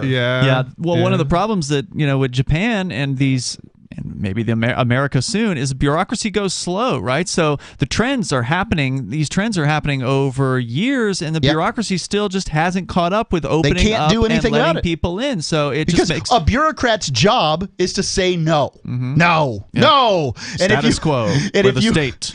So they have to say no in order to keep the job. If they don't, there's no reason for the job if they don't say no. So they're just sort of protecting themselves. Here's the other interesting detail. So we're talking about how the pattern is true of people spending less time with friends across all these different categories, different demographics categories. But also it's true, they say, of remote and in-person workers, because you would think it's going to be true with remote workers, right? Like, obviously they're not going to spend as much time with their coworkers and things like that, but they're also, the in-person workers aren't spending as much time with their coworkers and their other friends. Well, I think there's a lot of efficiency going on in work, and people do more, they get more done. I don't know if I can't speak to it entirely. That may be true, but there's still some, in the old days or whatever. A water cooler or something like that. Yeah, water cooler. You might go out with your coworkers after work to a bar or a restaurant or something like that. And those sorts of things probably just aren't happening as often now. The percentage decline is also similar for the young and the old. However, given how much time young people spend with friends, the absolute decline among Americans aged 15 to 19 is staggering. Yeah. Relative to 2010 to 2013, the average American teenager spent approximately 11 fewer hours with friends each week in 2021 and 12 additional hours alone. I mean, what did you guys think was going to happen when they closed all the malls? But again, malls have been closing down for a long time. I mean, probably since before 2010. Well, I mean, there's also just better entertainment. Think about it for a second. When I was, Jack is going to be 15 here shortly, and he likes to play video games. Right. And he gets on there and he chats with people. He talks to them while he's poning noobs or whatever it is he's doing over there. Yeah. And he's alone. And versus when I was 15, there just wasn't as much to do. You can only sit there and play Atari 2600. I was going to say, did they even have video games yet? Yeah, thank you. I played Atari 2600, but I kind of put it away at some point, maybe at 13 or 14. It just wasn't that great. Then along came, right after I put it away, along came Nintendo. But I barely had that attachment. I just it didn't draw me back in the same way. And for me, it was, I wanted to get a job because I wanted to hang out with the people that had something interesting, that it was interesting over there.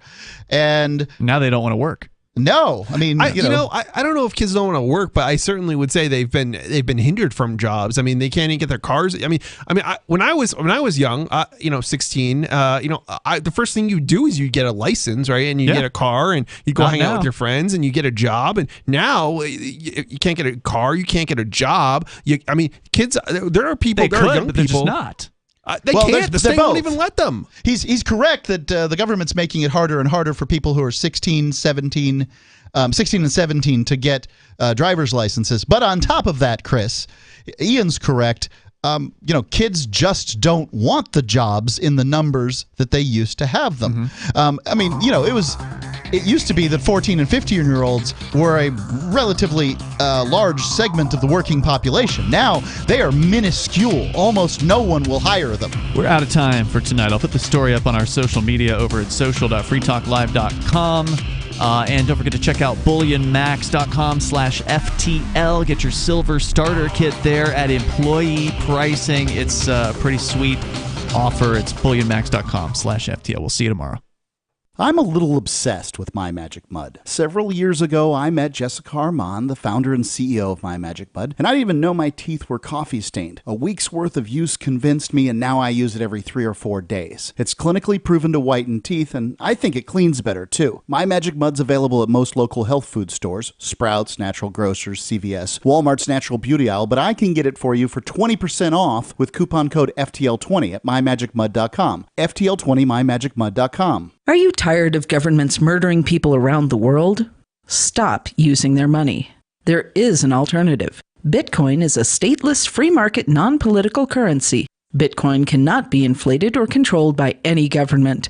By using their money, you are helping the state. Stop doing it. You have an incredible alternative available now. Learn it, use it, spread it. Get started with Bitcoin at Bitcoin.com. That's Bitcoin.com. There are basically two types of advertising: direct response and branding. Radio's great for direct response with its low cost to listener ratio, but audio can't be beat for branding, which is a longer term endeavor. You want to be the first thing that someone thinks